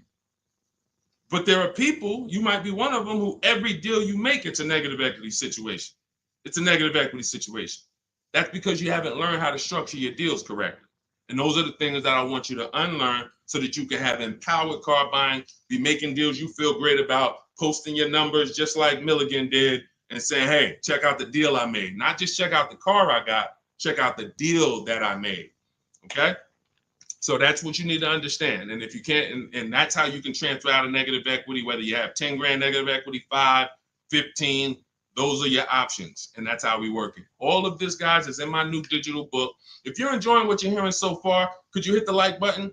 Hit the like button if you're just enjoying what you're hearing so far. I see y'all are running the likes up on TikTok. I appreciate it. As y'all keep tapping the screen, every time you're like, man, you know what? This is good information. Just hit the like button, start tapping the screen. It means a lot. And again, it shows these social media platforms that they need to get more people over here. Okay? So go ahead, Dolan, shoot the next question up. Keep typing your questions, y'all. We are going to try to get through as many as we can. I see you, Patrice Darden. I see you, Mr. Living Right. I see you, Letitia Cook. Good to see everybody tapping in. What's up, Mex? I see you, Kiki. We're live on 2 TikTok channels too. We're on 2 TikTok channels today. All right, now Roby asks, what's the fastest way to sell a lease? I'm over by 18,000 in miles and have 19 payments left. Okay, here's what I'm gonna give you. I'm gonna give you, this is, now, who has a lease right now that they're pacing to go over their mileage? They're pacing to go over their mileage. Who has a lease right now? You haven't gone over yet, but you're pacing because you're not over until the end of the lease. If you tell the leasing company you're going to drive 12,000 miles per year, then they want the car back with 36,000 miles on it. If you sign for 15,000 miles per year, then they want the car back with 45,000 miles in 3 years. You do a 20,000 mile a year lease. Some of you might have not known you can do high mileage leases. We talk about that all the time. It's only a couple dollars more when you get below market deals. If you're not keeping cars 8 years, the high mileage leases are some of the best things you could be doing. It's literally pennies on the dot, cents on the dollar compared to purchasing, and we never have negative equity, and we drive as much as we want in these new cars. If you're pacing, once you bring the car back, you could do 10,000 miles your first year, 20,000 miles your second year, 8,000 miles your third year, as long as the total at the end doesn't exceed what you told them you were going to spend, then you would be fine. So you're not over your miles, you're pacing to go over your miles. So here's what I'm going to give you, Nairobi, because this is a very, very complex thing when you don't have calculators. When you don't have tools, it's complex unless you're really good at math. But what I'm going to do is I'm going to put this comment on YouTube and Facebook. Now now in my book, I have calculators that I've invented. This is actual software that people who use my books and who have worked with me since 2021 have gotten to use. These are things that I looked around the industry and I saw things that people needed to know that didn't exist. So we had to actually build them out ourselves. And so that's why when you get my digital book, you have access to like 5 different custom calculators that we made that no one else uses. So one of them is this lease penalty calculator. Now, if you're pacing to go over your miles, here's what you got to understand. If you call a dealership, one of the biggest lies that they're going to tell you is, come on in, I'll take care of the mileage, or I'll take care of the penalties, or we'll get you out of the lease. Who's heard that before? Type me if you've heard that. Type me if you've ever spoken to a dealer, if you said, hey, I'm going over my miles, or hey, I'm thinking about, I want to get out early, and they said to you, no problem, come on in, we'll get you out of that. Don't worry about your old payments. Who's heard that? Who's heard that? Okay, type me. I told y'all, you got to stay by your keyboards when you're on these live streams. This is not, you're not watching somebody play video games where you could just be like, all right, yeah, let me just watch this person. Nah, this is active learning. This is stay by your keyboard because we dialogue with each other. All right, Latesha, I see you. Carol, yes, I see you. Harold Driver, yes, I see you. All right, so here's what happens. Those payments and that penalty that you drove over your miles, they don't get taken care of. They get rolled into your next deal. The only way lease payments disappear is if they have something called a payment waiver. And that's for loyalty in some cases. They don't say, hey, you got a Honda, you're buying a Toyota, we'll waive those old payments. They'll say, we'll take care of them. But what that means, and what you need to know and what we know, is that means I'm rolling them into your next car. So you're paying for that car in this new car. We don't like to make deals like that because it's baggage. It's baggage. So what we want to do is we want to find out if we're pacing to go over our mileage, does it make more sense for me to get, thank you, Tim. That's actually a good statement. Ain't nothing free. That's a good statement that a lot of people don't understand. When they say, hey, I'm throwing in these floor mats for you. Hey, I'm throwing in key protection. That means there's so much money in the deal that we have to actually, it's something called padding the deal.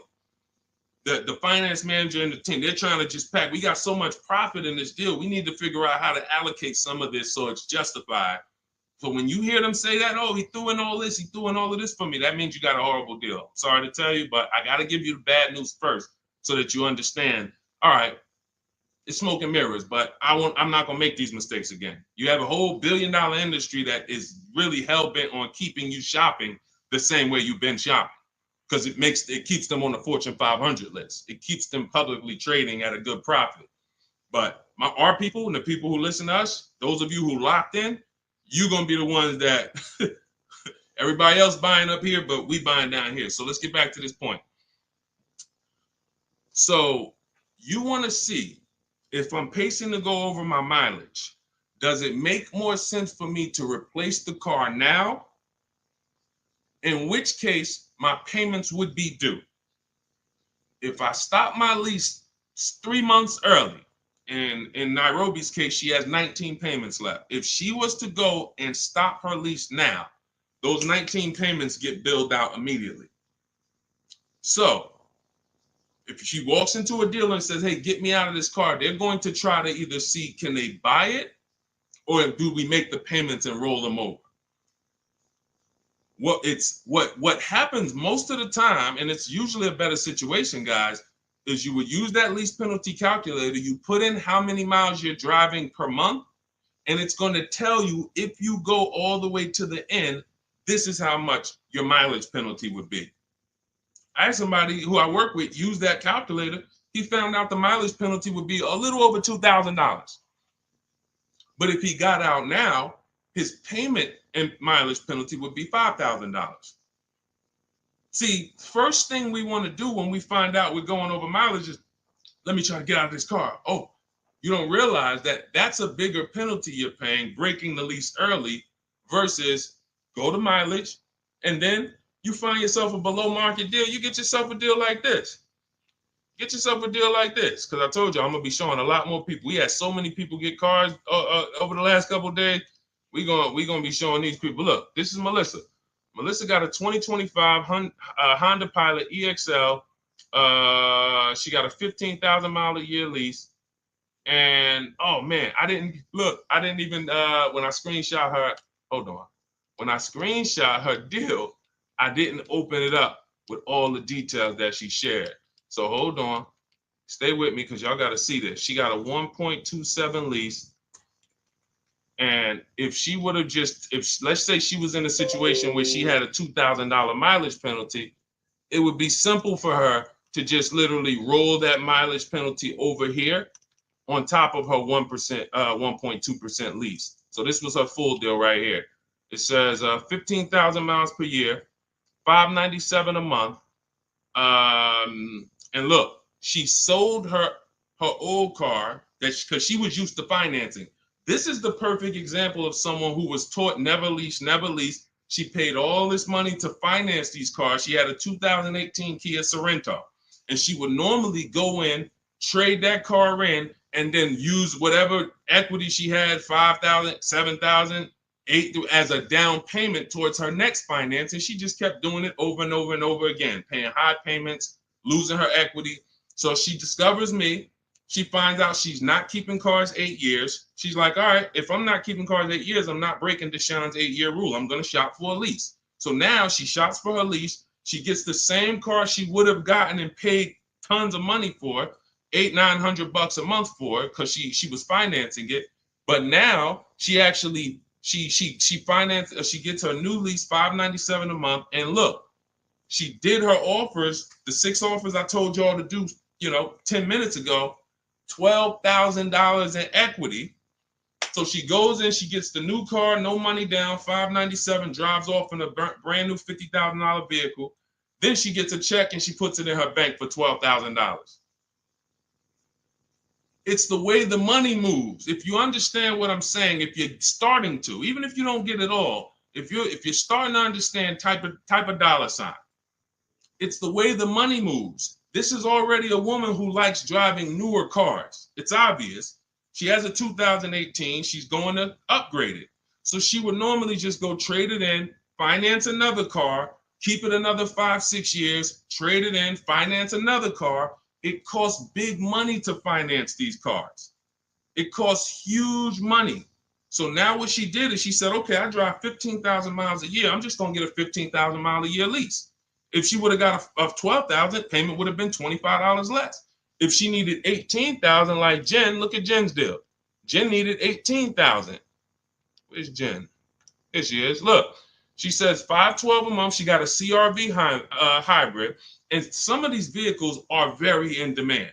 So when you see vehicles that are closer to the 1% leases, these are vehicles that have bigger rebates, more support behind them. And sometimes you see vehicles that are 1.2, 1.3. They have a little less support from the manufacturer, but you still need to shop to get great lease deals because most people are paying, either huge down payments or then, they're paying over 1.5%. Again, let's stay on topic though. If you look at Jen, she said my payment was $512. I bumped it up because I wanted 18,000 miles a year to $563. Look, she shopped the payment. She shopped her deal from home the way we teach. She got 25 dealers to get involved online, never talked to them, got bids, used my email scripts, and she said, okay, my best deal for 12,000 miles is $512 a month. All right, now bump me up to 18,000. So she's getting, a lot of people would have just signed the 12,000 and then been talking about penalties that they're paying because they didn't get what they need. We teach something called choosing your mileage wisely. She paid $40-50 a month and she can drive her 18,000 miles a year, take her trips, do her crossroads, go see her kids in college and not have to worry about anything for $40-something more a month. It's the pennies. That's called being penny wise. Some people will be penny, that's called being dollar wise. Some people will be penny wise. It's called penny wise, dollar foolish. You have to get the mileage you need on a lease. And if you choose your mileage wrong, don't blame the lease. The lease is not a real person. The lease only goes what you put in. If you tell them, work me a lease payment with no money down, that's how they're going to customize it. If you say put the taxes and fees in the payment and give me offers, that's how they're going to customize it. You might have to tell them 2 or 3 times because they're so used to just telling people, hey, we need $5,000 down. So you might have to tell them that, but the lease is based on you. If you say, hey, I need 25,000 miles a year to drive, that's what they're going to quote you. That's what they're going to customize. So we always shop with 12 and then we adjust our mileage later. But that's what you need to see, Nairobi. So you're going to see, use that calculator I put the link for. It'll tell you whether it makes sense to get out now, later, or at the end. But the last thing I want you to compare that to is the equity assessment. I want you to go to CarMax, go to Driveway, go to Carvana, go to KBB Instant Cash Offer, go to Driveway, go to AutoNation, go to Car Gurus, get those 6 cash offers because you may be able to sell your car. And in which case, if you sell your car, all is forgiven. If you sell your car, there's no penalties, there's no nothing because you're actually transferring the title and the buyer is paying the company off. So do that equity assessment. But when you go to those websites, you must put in, when they ask you, is it a finance, lease, or own, put own. Don't put lease because it triggers something in their websites. Now, if y'all are like, you're like Deshone, I'm not going to remember all of this. Get the blueprint. That everything I'm teaching you is out of my new digital book, Cars from Home, 7 Steps to Saving Time, Money, and Avoiding Dealerships. It's already 5-star rated. Shout out to the people on Goodreads who have reviewed it. We're at a 4.9 rating. We got 4.9 overall, 58 ratings, 40 written reviews. Shout out to everybody who's came and told their story about this book since we launched it a few months ago. And you can go and see what the public is saying about it. This ship has sailed. You can get your copy for 75% off for the next 30 minutes. If you visited the website in my TikTok bio and my Instagram bio, once that gets to 0, there's a countdown, 30 minutes. Once it gets to 0, the price of the book goes back up to $97. It's still worth every dime, but I'd rather you pay $24 instead of $97. So on Instagram, TikTok, your 75% off is in my TikTok bio, in my Instagram bio. Get it before the countdown expires and you'll have the blueprint. On Facebook and YouTube, we have a link in the comments for you pinned for you to get your copy for 75% off for 30 minutes only. Again, if you're like Deshone, this is good, but there's no way I'm going to remember all of this. You can watch the replays, get it however you want it. Our system is step-by-step, and it doesn't involve talking. Everything we do is online tools. Okay, go ahead, Dolan. Let me take a sip of water. Next question. And you can buy more miles on the lease. That's a good point. A lot of people don't know that though, Tim. They really don't. You know, they might have signed a bad lease or heard somebody sign a bad lease, and then, you know, usually what signing a bad lease is overpaying for it or not getting the mileage you need, or both. You get them. I've had people who know they're not going to drive 10,000 miles a year, but because it's $40 a month less, or because they don't know, just pay $40 more and get what you need. They'll just take the 10,000. It's a horrible decision, and it leads to a terrible lease experience. All right, this is Teneros. How much should I put down as a down payment? It's a great question. So what you want to do is understand that down payment is nothing but payment management. It is not deal management. You don't want to fool yourself into thinking that because you got a good payment, you got a good deal. That's what down payments typically can do to a person who's not really good with math. You'll say, all right, I need to get my payment to 400. Now you're looking at a car you like, and you're like, I need to get my payment to 400. Now they tell you, okay, well, you end up putting $10,000 down and your payment's 400, and you think, okay, I got a deal. I'm at my payment. You didn't. You are doing one of the cardinal sins that we don't do here at Cars from Home. You're mixing transactions together. What does that mean? Almost everybody who's financially savvy when it comes to cars is going to separate their loan from the purchase price of the car. These two things are unrelated. You shop for the price of the car separate from the monthly payments. Because when you separate, you realize one thing.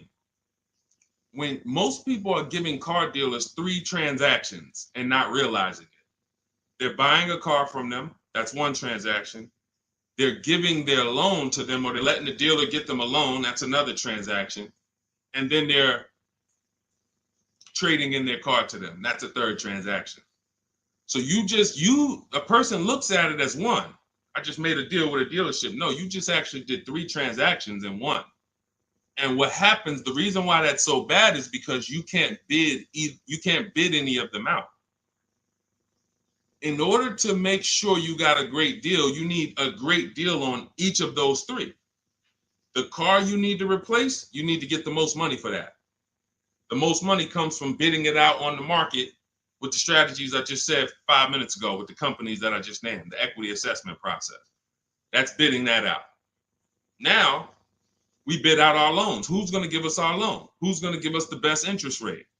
There's plenty of banks that want to compete for our interest rate. Plenty of banks that they don't even sell cars.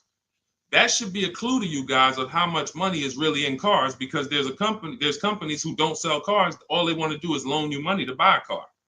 That means there's a lot of money in the loan business. So we bid that out. And there's a way we use a strategy. When you get my digital book, you get something called the Bank Bidding War Blueprint. This is how we make banks and credit unions bid for our credit, bid for our loan. We have 20, 30 people bid without affecting our credit negatively. There's a specific way that credit bureaus allow you to do this. It's called rate shopping, where it's within a certain window. But if you're getting pre-approvals with hard credit pulls and then you're going out shopping, you're not going to be able to do this, because you're going to get a hard credit pull here. Then a month later, you go find your car. That pre-approval expires. Now you got to do another hard credit pull. You already hit your credit twice, and you're outside of the rate window. It's just what most people are doing. And that's why when you get a pre-approval, most people become scared to shop now, because they don't want to let anyone else run their credit. So you're limiting yourself. But the Bank Bidding War shows you how to have unlimited people bid for your interest, and we do that after we find our car. But the third transaction is when we're going to buy a car now.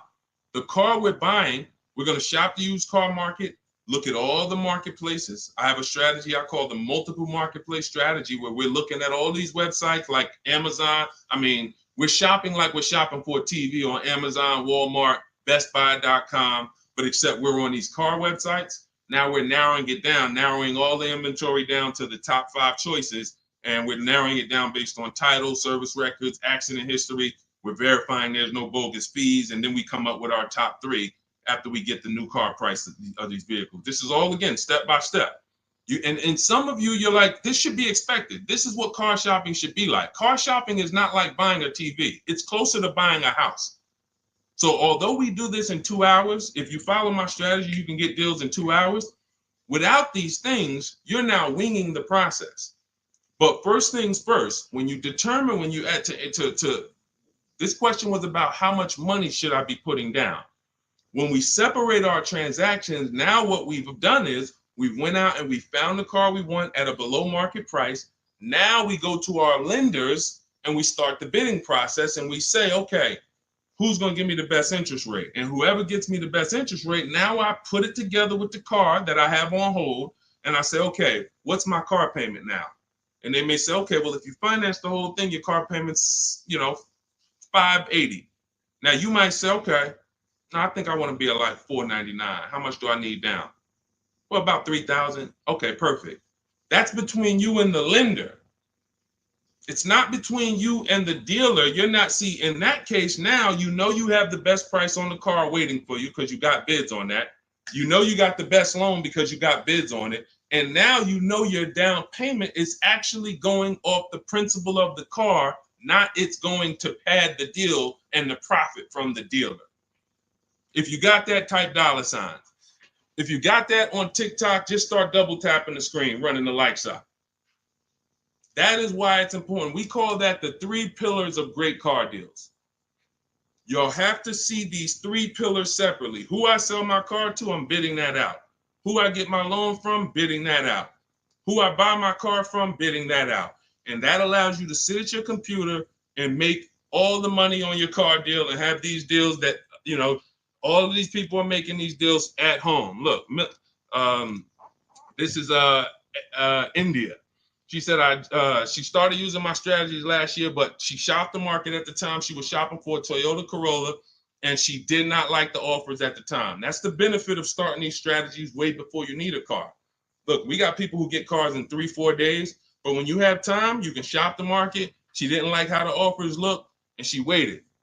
She said the best of all my offers were over 1.5% with no money, with no one budging on my counter offers.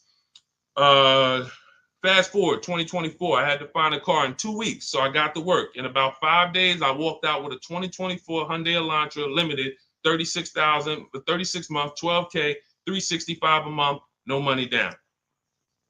Boom, $365 a month, no money down. The MSRP was $28,725, making it a 1.27 deal.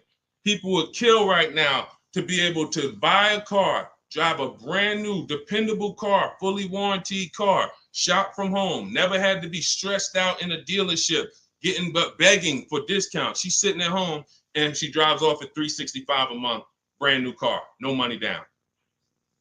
This is what it's about, people. It's about learning the strategy so that you keep the most money in your household. Okay? Everything I'm teaching you, everything India used is in my new digital book, Cars from Home, 7 Steps to Saving Time, Money, and Avoiding Dealerships. You can get your copy as part of our launch offer for 75% off in my TikTok bio or in my Instagram bio, but it's only for 30 minutes. After 30 minutes, the price goes back up to the $97 price, which is still great. If you missed it, and you're like, Deshone, I missed it, but I need these strategies. Listen, it's $70-something more. And the strategies you're going to use to save we can't even quantify it. We showed you earlier, somebody saved 25 grand off their price, almost 30 grand off her Mercedes. You've seen discounts of 6,000-7,000. You've seen ridiculous pay. It doesn't matter. The value you're going to get far outweighs the cost. And here's one thing. Financially wise people look at value. Financially foolish people look at cost. Let that sink in. Okay, those of you on YouTube and Facebook, I have a comment below for you. We have a comment pinned. You can hit the link below. You'll see the 75% off. Now, make sure when you get your book at the 75% off, if you get there before the 30 minutes is up, make sure as soon as you purchase, it says screenshot the thank you page. You'll see I put on that page, your book is below. You can click it to open it immediately, save it to your phone, save it to your computer, and I also email you a copy. But I want you to screenshot that page so you can have my support team's email. Every now and then we get people that typing so fast, you actually type your email in wrong.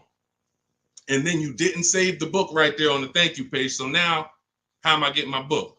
You got the support team email. They're 7 days a week. Email, hey, I think I might have typed something wrong. I don't see my book. It's not in my spam folder.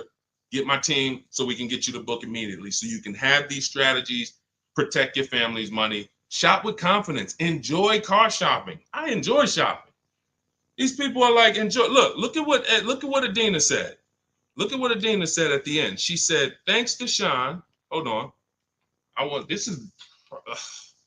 Thanks to Sean for making the car buying process easy. And I want to upload this because it got cut off too. So I'm going to upload this. Thank you for making the car buying process easy.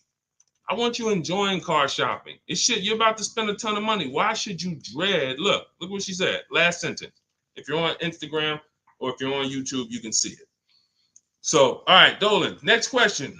Let's fly through a couple more. We still got some more time. Come on, y'all, keep typing. Lalia, yes, we send emails out all the time. In fact, everyone who had the book, I literally sent a new copy out to everybody on our list. It was like 9,000 people, maybe a month ago. So, like, go through your email, check your emails from me, because we do that every now and then. Like, we'll literally just update the book and blast the new copy out to everybody who bought one. So check your email, check your spam. You know, I've sent you that book. If you purchased it last year, you've gotten the new book probably at least 2 times, 3 times. We've updated it and sent it out to everybody. Okay, Kevy Kev, good to see you. What are the basic pros and cons of leasing? I know nothing about it, but my husband's considering it. Good question. Let's talk about the cons of leasing first, because I speak a lot about the benefits. The cons of leasing are you always have a payment. Now, some people who buy cars and they always trade them in as soon as they pay them off, or they trade them in before they paid off, they replace them before they paid off. Like, you know, we had the young lady earlier on the stream. She said, I still owe $18,000. I'm about to go and buy another vehicle. So she's always used to a payment anyway. So that's a con. You're always going to have a payment. Another con is you can't beat the car up and not realize the losses. Now, let me be clear on this. People think when they own a car, they can do anything they want to it and not realize the losses. But I want to be clear. If you follow me, let's say a person buys a car, you own it, you put a lift on it, a big exhaust system, one of the big, the joint is loud. You customize that car. Did you raise the value or lower the value of the car? Type it in. Did you raise the value or lower the car? If a person does all of that stuff, customizes the car, did they raise the value or lower it? Thank you, Cam Newton. Lowered it. So let's say a person was going to sell a car, and somebody looked at it and said, hey, how much is you going to pay? You know, they're going to pay $20,000 to buy your car. Now, you're like, okay, perfect. Now you go and you do all of this stuff to it, put the engine, put the exhaust on it, boom. You come back 2 days later, and you're like, hey, yeah, I want to sell you the car for $20,000. Now, they hear that new exhaust. They hear all that stuff you put on. They're like, nah, I can't give you $20,000 for that. And that thing probably worth $16,000 now. I don't know. What'd you do to it? So I'm trying to get you to see what I call the unseen expense. This is depreciation. Everything we talk about when we talk about leasing versus buying, we're taking into account how we're going to avoid major depreciation. But people who purchase don't often think that they don't actually understand that whatever they do to that car, if they drive 40,000 miles on it, they just lost money. If my car was worth 20 today and then I drive 30,000 miles this year, that car is going to be worth 10. I'm destroying the value. So you pay for it either way. So when I say that one of the cons of leasing is that you can't do anything you want to the car, well, you can't without paying for it, but you also can't when you own it without paying for it. But if you do that, you have to restore it to its original condition. Now, another con of leasing is you have to be able to estimate around about how much you're going to drive. So people who are like doing Uber or something, you don't know how much you're going to drive. There's a reason I don't tell business people who do those types of businesses to lease, even though they're not keeping their cars a long time. there's a better structure for you guys. Leasing is not it, because you don't know how much you're going to drive. If you have a good year, you might do 40,000 miles. If you have a bad year or a rough year, you might do 20 or 18,000 miles. So you can't predict it. So with leasing, you have to have an enjoyable leasing experience. You have to have some type of an idea when you're going to, how much you're going to drive. Now, one of the biggest cons to leasing is you can overpay by a lot because it's not transparent. It's not transparent. Could everybody who shares, there are a couple people on here, you always share the broadcast. I appreciate you. We need you. Can you hit the share button, hit that arrow, hit that paper plane, and tag one friend in, just in case they might be going to the dealership tomorrow. We need to make sure that they have what they need to win. So shout out to the sharers. We can't do this without you. Now, when you consider that you can overpay, see, when you get a purchase deal, everything goes on that receipt, the buyer's order. You can plug that into a calculator and you can match those numbers up. You might not be used to doing it, but that bottom line price, you can plug that right into a basic auto loan calculator on hundreds of websites, and you can make sure that your payment matches. You can't do that with a lease. There's all types of potential to hide money in leases. You can hide money in the interest rate. You can hide in the money factor, because you can't use your own financing with a lease. You have to use whatever bank or leasing company the dealership who's running the promotion is using. So that gives us potential to be overcharged for our money factor or our interest rate. There could be rebates on that vehicle, $2,000, $5,000 rebates. Look, when Sean was shopping for his F-150, some of you have seen it. It was a $15,000 rebate, $15,500. He wouldn't have known about that if a dealer's not going to come in and tell him, hey, it's $15,500 rebate on this. No, some dealers might say nothing. They won't even mention it. They'll just try to negotiate. Hey, how much could you, they hoping you say something like this. Can you get me the invoice price? Can you get me to the invoice price? If I could get you the invoice price, can we make a deal today? Yeah, I always heard that, invoice price is a fair deal. Okay, no problem. Let me go get it. So they're not going to tell you anything about, hey, we got $15,000. He didn't ask about the rebates. He didn't ask nothing about rebate. He don't know anything about the rebates. Let's go take off $5,000, get him the invoice price. We're going to make $20,000 profit on this deal. So this is how it works. This is how it works. So with a lease, you could have the same types of incentives. And the thing about leasing is, when you go from a finance to a lease, your payment is naturally going to be lower. Even if you get a bad deal, your payment's going to be lower. If you're used to buying $50,000 cars and paying $900 or $1,000 a month and putting 10 grand down, that same $50,000 car is going to lease out for like $800 with a bad deal. So people will walk in and think they won. Oh man, it's lower. It's lower than when I used to buy these. But you don't realize that, if this was a vehicle like Zafrina here, and look, this was a $60,000 vehicle, $65,000 Jeep Grand Cherokee. Now that vehicle, she's paying $579 a month for, no money down.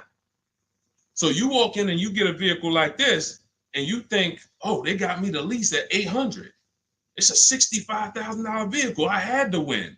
No, you lost big time, because there were so many rebates and incentives that you didn't understand were there, and there's no way you're going to get them to reveal them to you. The only way, and I've been in the car business since 2006. I left in 2020, and since then I've been helping people make deals around this country. The only way to reveal what all the rebates are is 2 words: multiple offers. It's the only way. You're never going to negotiate your way to finding out what all the rebates are, because one deal is going to tell you it's $3,000, another deal is going to tell you it's $5,000, another deal is going to tell you it's $8,000, another deal is going to tell you there's no rebates. That's why when we sit back and we get multiple offers from home, using the strategies in my digital book that you'll have access to immediately. Those of you who got your book, I see a lot of you saying, got the book. All of this stuff is scripted out for you. Now, you could do it manually too. You want to call around the dealerships, ask for the sales manager, ask for a manager, try to bypass salesmen, because salesmen are trained to distract and waste time and make it hard, especially by phone. So if you want to try to do it manually, we must get 5 offers. New cars, leases, you must get 5 offers from 5 different dealers because that's how different the offers are going to be. They're going to be major different, not close, major. I always say if your offers aren't $150 to $200 a month apart, then you didn't shop correctly. Okay, go ahead, Doe. Let's shoot the next question up. That's it, Kevy Kev. That's the pros and cons. Oh, let me hit on the pros. Hold on. Let me try to sum up the pros of leasing before we wrap this question up. Pros of leasing are when you get below market leases, you're driving new cars, warranty cars, always under warranty in most cases. Something breaks, you call a dealership. Hey, this broke. Come on in, we'll fix it. You're under warranty. When you get below market leases, you're driving new cars for cents on the dollar. You're driving new cars and you're paying less than what people are paying to buy, lots less of what people are paying to buy them new, and you're paying less than what people are paying to buy them pre-owned. Some of you've seen me do that scenario where I compare a new lease, below market lease, to a pre-owned version of that same car. Take that $65,000 vehicle that Zafrina got, $597 a month. If she found one for, $30,000, half price, let's just pretend, and this is to illustrate to you how drastic the difference between below market leases are and buying. It's not even close. It's nowhere near close. If she found a half price version of that vehicle, which won't exist, let's just say we made one up and just put it right here, half price. So that's $32,000 plus tax. She's around $35,000. Some of you know every $5,000 on a car payment is about how much per month. I mean, when you look at a car, every $5,000 on a loan is about how much per month. I told y'all, stay by the keyboard. We got to be quick here. This is active learning. You don't want to be distracted. You want to be locked in, active learning.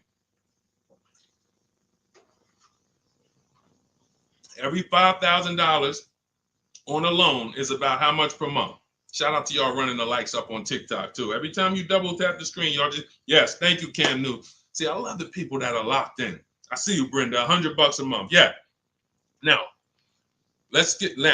so we got $100 for every 5,000. So that means when you look at a $10,000 car, first thing in your mind should be that's $200 a month, 5-year loan. When you look at a $20,000 car, first thing in your mind, that's $400 a month, 5-year loan.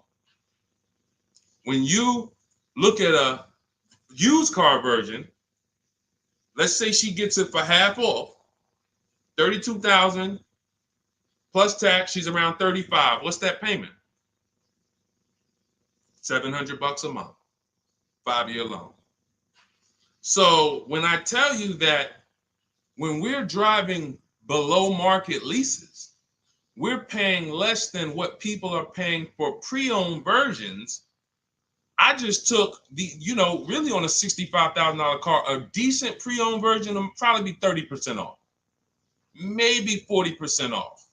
Then you're going higher. If you don't know how to get good deals, you're going to take one with high mileage. It's going to be old. So it's more realistic to find a $65,000 car, 3 or 4 years old for, let's say 35, let's say 40, really closer to 40 if it's 65 new. So now you're talking about $800 a month. So a person like Zafrina, she's driving, she knows how to get below market leases. She's driving a brand new $65,000 fully warranted version, not tying up her money in that vehicle. She's paying $597 a month, which is hundreds a month less than what a used car person is paying, and like $500-$600 it's less than what a new car person is paying. So it's no comparison. So when I tell you the only people who should be purchasing, you're like, Deshone, why do people purchase then? If getting great lease deals is so cheap, why do people purchase? Well, one, everyone doesn't know how to get below market leases. So they'll look at commercials and they'll think, oh, well, this says I got to give them $5,000 down plus tax and all that. That's not deals. That's above market value or market value. We don't pay those prices. And second is, people who buy long-term don't care about those short-term benefits. I want to ask a question. Who on here has a vehicle in their driveway right now that you've had for at least 8 years? I want you to type how many years you've had it. Let me know how many. I see you, Sharon. Congratulations. Use it and win. Let everyone who has a car outside in your driveway that you've had more than 8 years, I want you to type how many years old it is. 8, 10, 15. Okay, Harold, he has one for 9 years outside. Sugar Lump, 19 years. Mr. Living Right, 8 years. Perfect. Dwayne Perkins, I see you, 22 years. Look, Julia Murray, 16 years. Look, Brenda, 8 years. Now watch this. Ralph, I see you, 10 years. 8 years or more is when we buy. These people won. So you heard me just spend the last 10 minutes, 15 minutes talking about pros and cons of leasing, benefits of leasing. But these people are the real financial winners in the long run, because the longer you keep a car, the less it costs you. I'm not a fan of people leasing who have the discipline to keep a car for 10, 15 years, 12 years. I would never tell people lease who's doing that. I'm trying to get the people who say, it's no way I'm keeping a car near that long. I've never done it. I don't enjoy it. I'm not going to do it. You are the people who should not be buying. Because the great thing about having a car 8 years is you'll see something. This is the depreciation cycle. This is how owners lose money on their leases, on their cars. When you purchase your car, one day when you buy it, it's worth this. 5 years down the line, it's worth this. 10 years down, 10 years, but here's the thing. After about 8 years, 7, 8 years, now the depreciation starts to level out. You're not losing that much money in depreciation anymore. Your car today, all of you who just typed, whatever your car is worth today, most likely it's going to be worth that next year too. If your car is worth $5,000 today, a year from now, it's going to be worth about $5,000. You beat depreciation. That's when it makes sense to purchase, when you have those values. These people, look, we call these cars keepers. When a transmission goes out on the car, you know what people who are not programmed, you're not a keeper, you know what you do? Transmission's out. You gotta go get a new car. When the transmission goes out for some of these guys, what are they doing? They go get another transmission and put it in the car. That's what you do. That's what you do. So there's two sides to be on. You're a long-term side. That means, like my dad, he bought a truck 2013. 6 years later, the engine went out. He got a used motor, put it in there. He's still driving it. He's about to sell it for a couple $1,000s now. He's had that car for over 10 years. But he's had no car payment on it for probably 7 years. That's all money that stays in his household. Somebody asked the other day, hey, my car needs $3,500 in work. Should I go get a new car? I said, well, first of all, make sure you get a price from a second opinion from a local mechanic. You always get, for work, you always get 2 opinions. But if it costs you $3,500, will that car ride smooth for the next 3 years, 2 years, 3 years? If the answer is yes, you need to understand something. If you go get another car to replace that car, it's going to cost you a minimum of $3,500 a year, and most likely more than that, $6,000, $7,000 a year coming out of your household. So do you want $3,500 one time and now I got no car payment, I keep my bills low? Or do you want to go get a new car payment that's $400 a month? Now what is that? $400 a month times 12, that's $4,800 a year for the next 5 years or whatever. The cost of replacement, guys, is always more than the cost of keeping that vehicle running. That's why you want to have that car paid off before the 10th birthday, and you want to set aside money for maintenance and repairs. Whatever you were paying on your car payment, $400 a month. All right, my car is paid off. Now take $100 or $200, put it into an emergency fund. So when that car breaks down or something needs, hey, no problem. It's in the emergency fund. But I'm keeping that car, because the longer I keep that car, the less money I pay for a car, the more money I keep in my household. So that's how you purchase, because you're buying a depreciating asset. You have to go long term with it. It's going to go down in value like this sharply for the first 5-6 years. It's going down, losing thousands. But once it levels out, that's when you really want to own it, because now we good. Things paid off. I ain't got to worry about it. But as soon as people come through that deep depreciation, that's when they go and trade the car in, and they do it all over again, over and over again. These are the people who I'm trying to get you to understand leasing. You're in the wrong structure. So it's very simple. You're not keeping your next car 8 years, you should be leasing, shopping for below market leases. You're keeping your next car at least 8 years, you're shopping for a below market purchase. And all of this is in my step-by-step book. This is the first step. Leasing versus buying. I call it the most important question. We got to put your deal on the right foundation, and then we go get a below market deal. So for everything I'm teaching right now is out of my new digital book. You can grab your copy for 75% off. It's normally $97. If you want the entire blueprint, and you guys see the comments, you see the comments people making, man, get the book. Get the book. You see it. So you can go to, thank God we have approaching 10,000 people who have the book. Thank God. We are getting this in a lot of people's hands. People love the welcome offer. And the same people who are using it would look back and say, Deshone, I would have paid the $97 knowing what I know now and what I'm seeing in this book.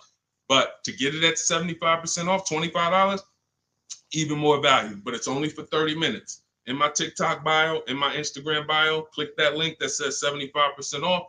In my YouTube comments or Facebook comments, we have a comment pinned for you for your 75% off. But once that timer hits zero, guys, it does go back up to $97, which is the normal price. And it's worth every dime at $97.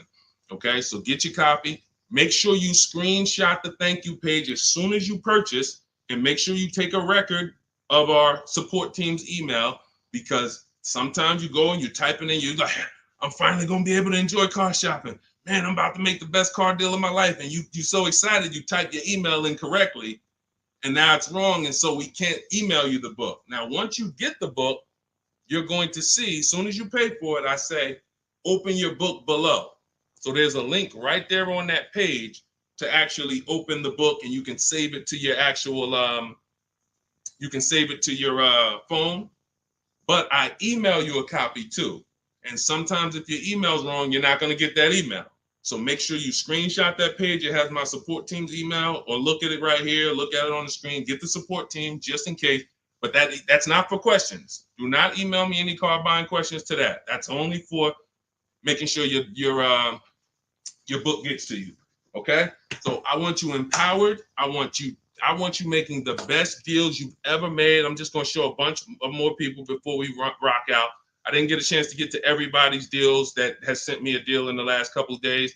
I didn't get a chance. Ansley got his second vehicle. He said 2 down, 1 more to go for the year. He got this BMW truck. We showed Melissa. We didn't show American Senior Benefits. You guys can read this if you're on Instagram, on YouTube. You can pause that. But we'll go more detail on the second stream. Keep sending me your deals, because I told y'all I was going to bring them onto the show. And after you make your deals, email me. I want you guys proud of the deals you're making. I want you excited, not just about the car. Everybody gets excited about posting their cars. Everybody. You'll see that all through any social media platform. People get a new car, they want to take pictures of it, but they'll never show you the numbers. And you may have been this way, because secretly they're ashamed. The last thing they want is somebody who understands the numbers to look at that deal and be like, hey, did you see this? What's the $4,000 here? Did you see? How many offers did you get on this vehicle before you paid this price? Oh, no, I just thought they don't want that.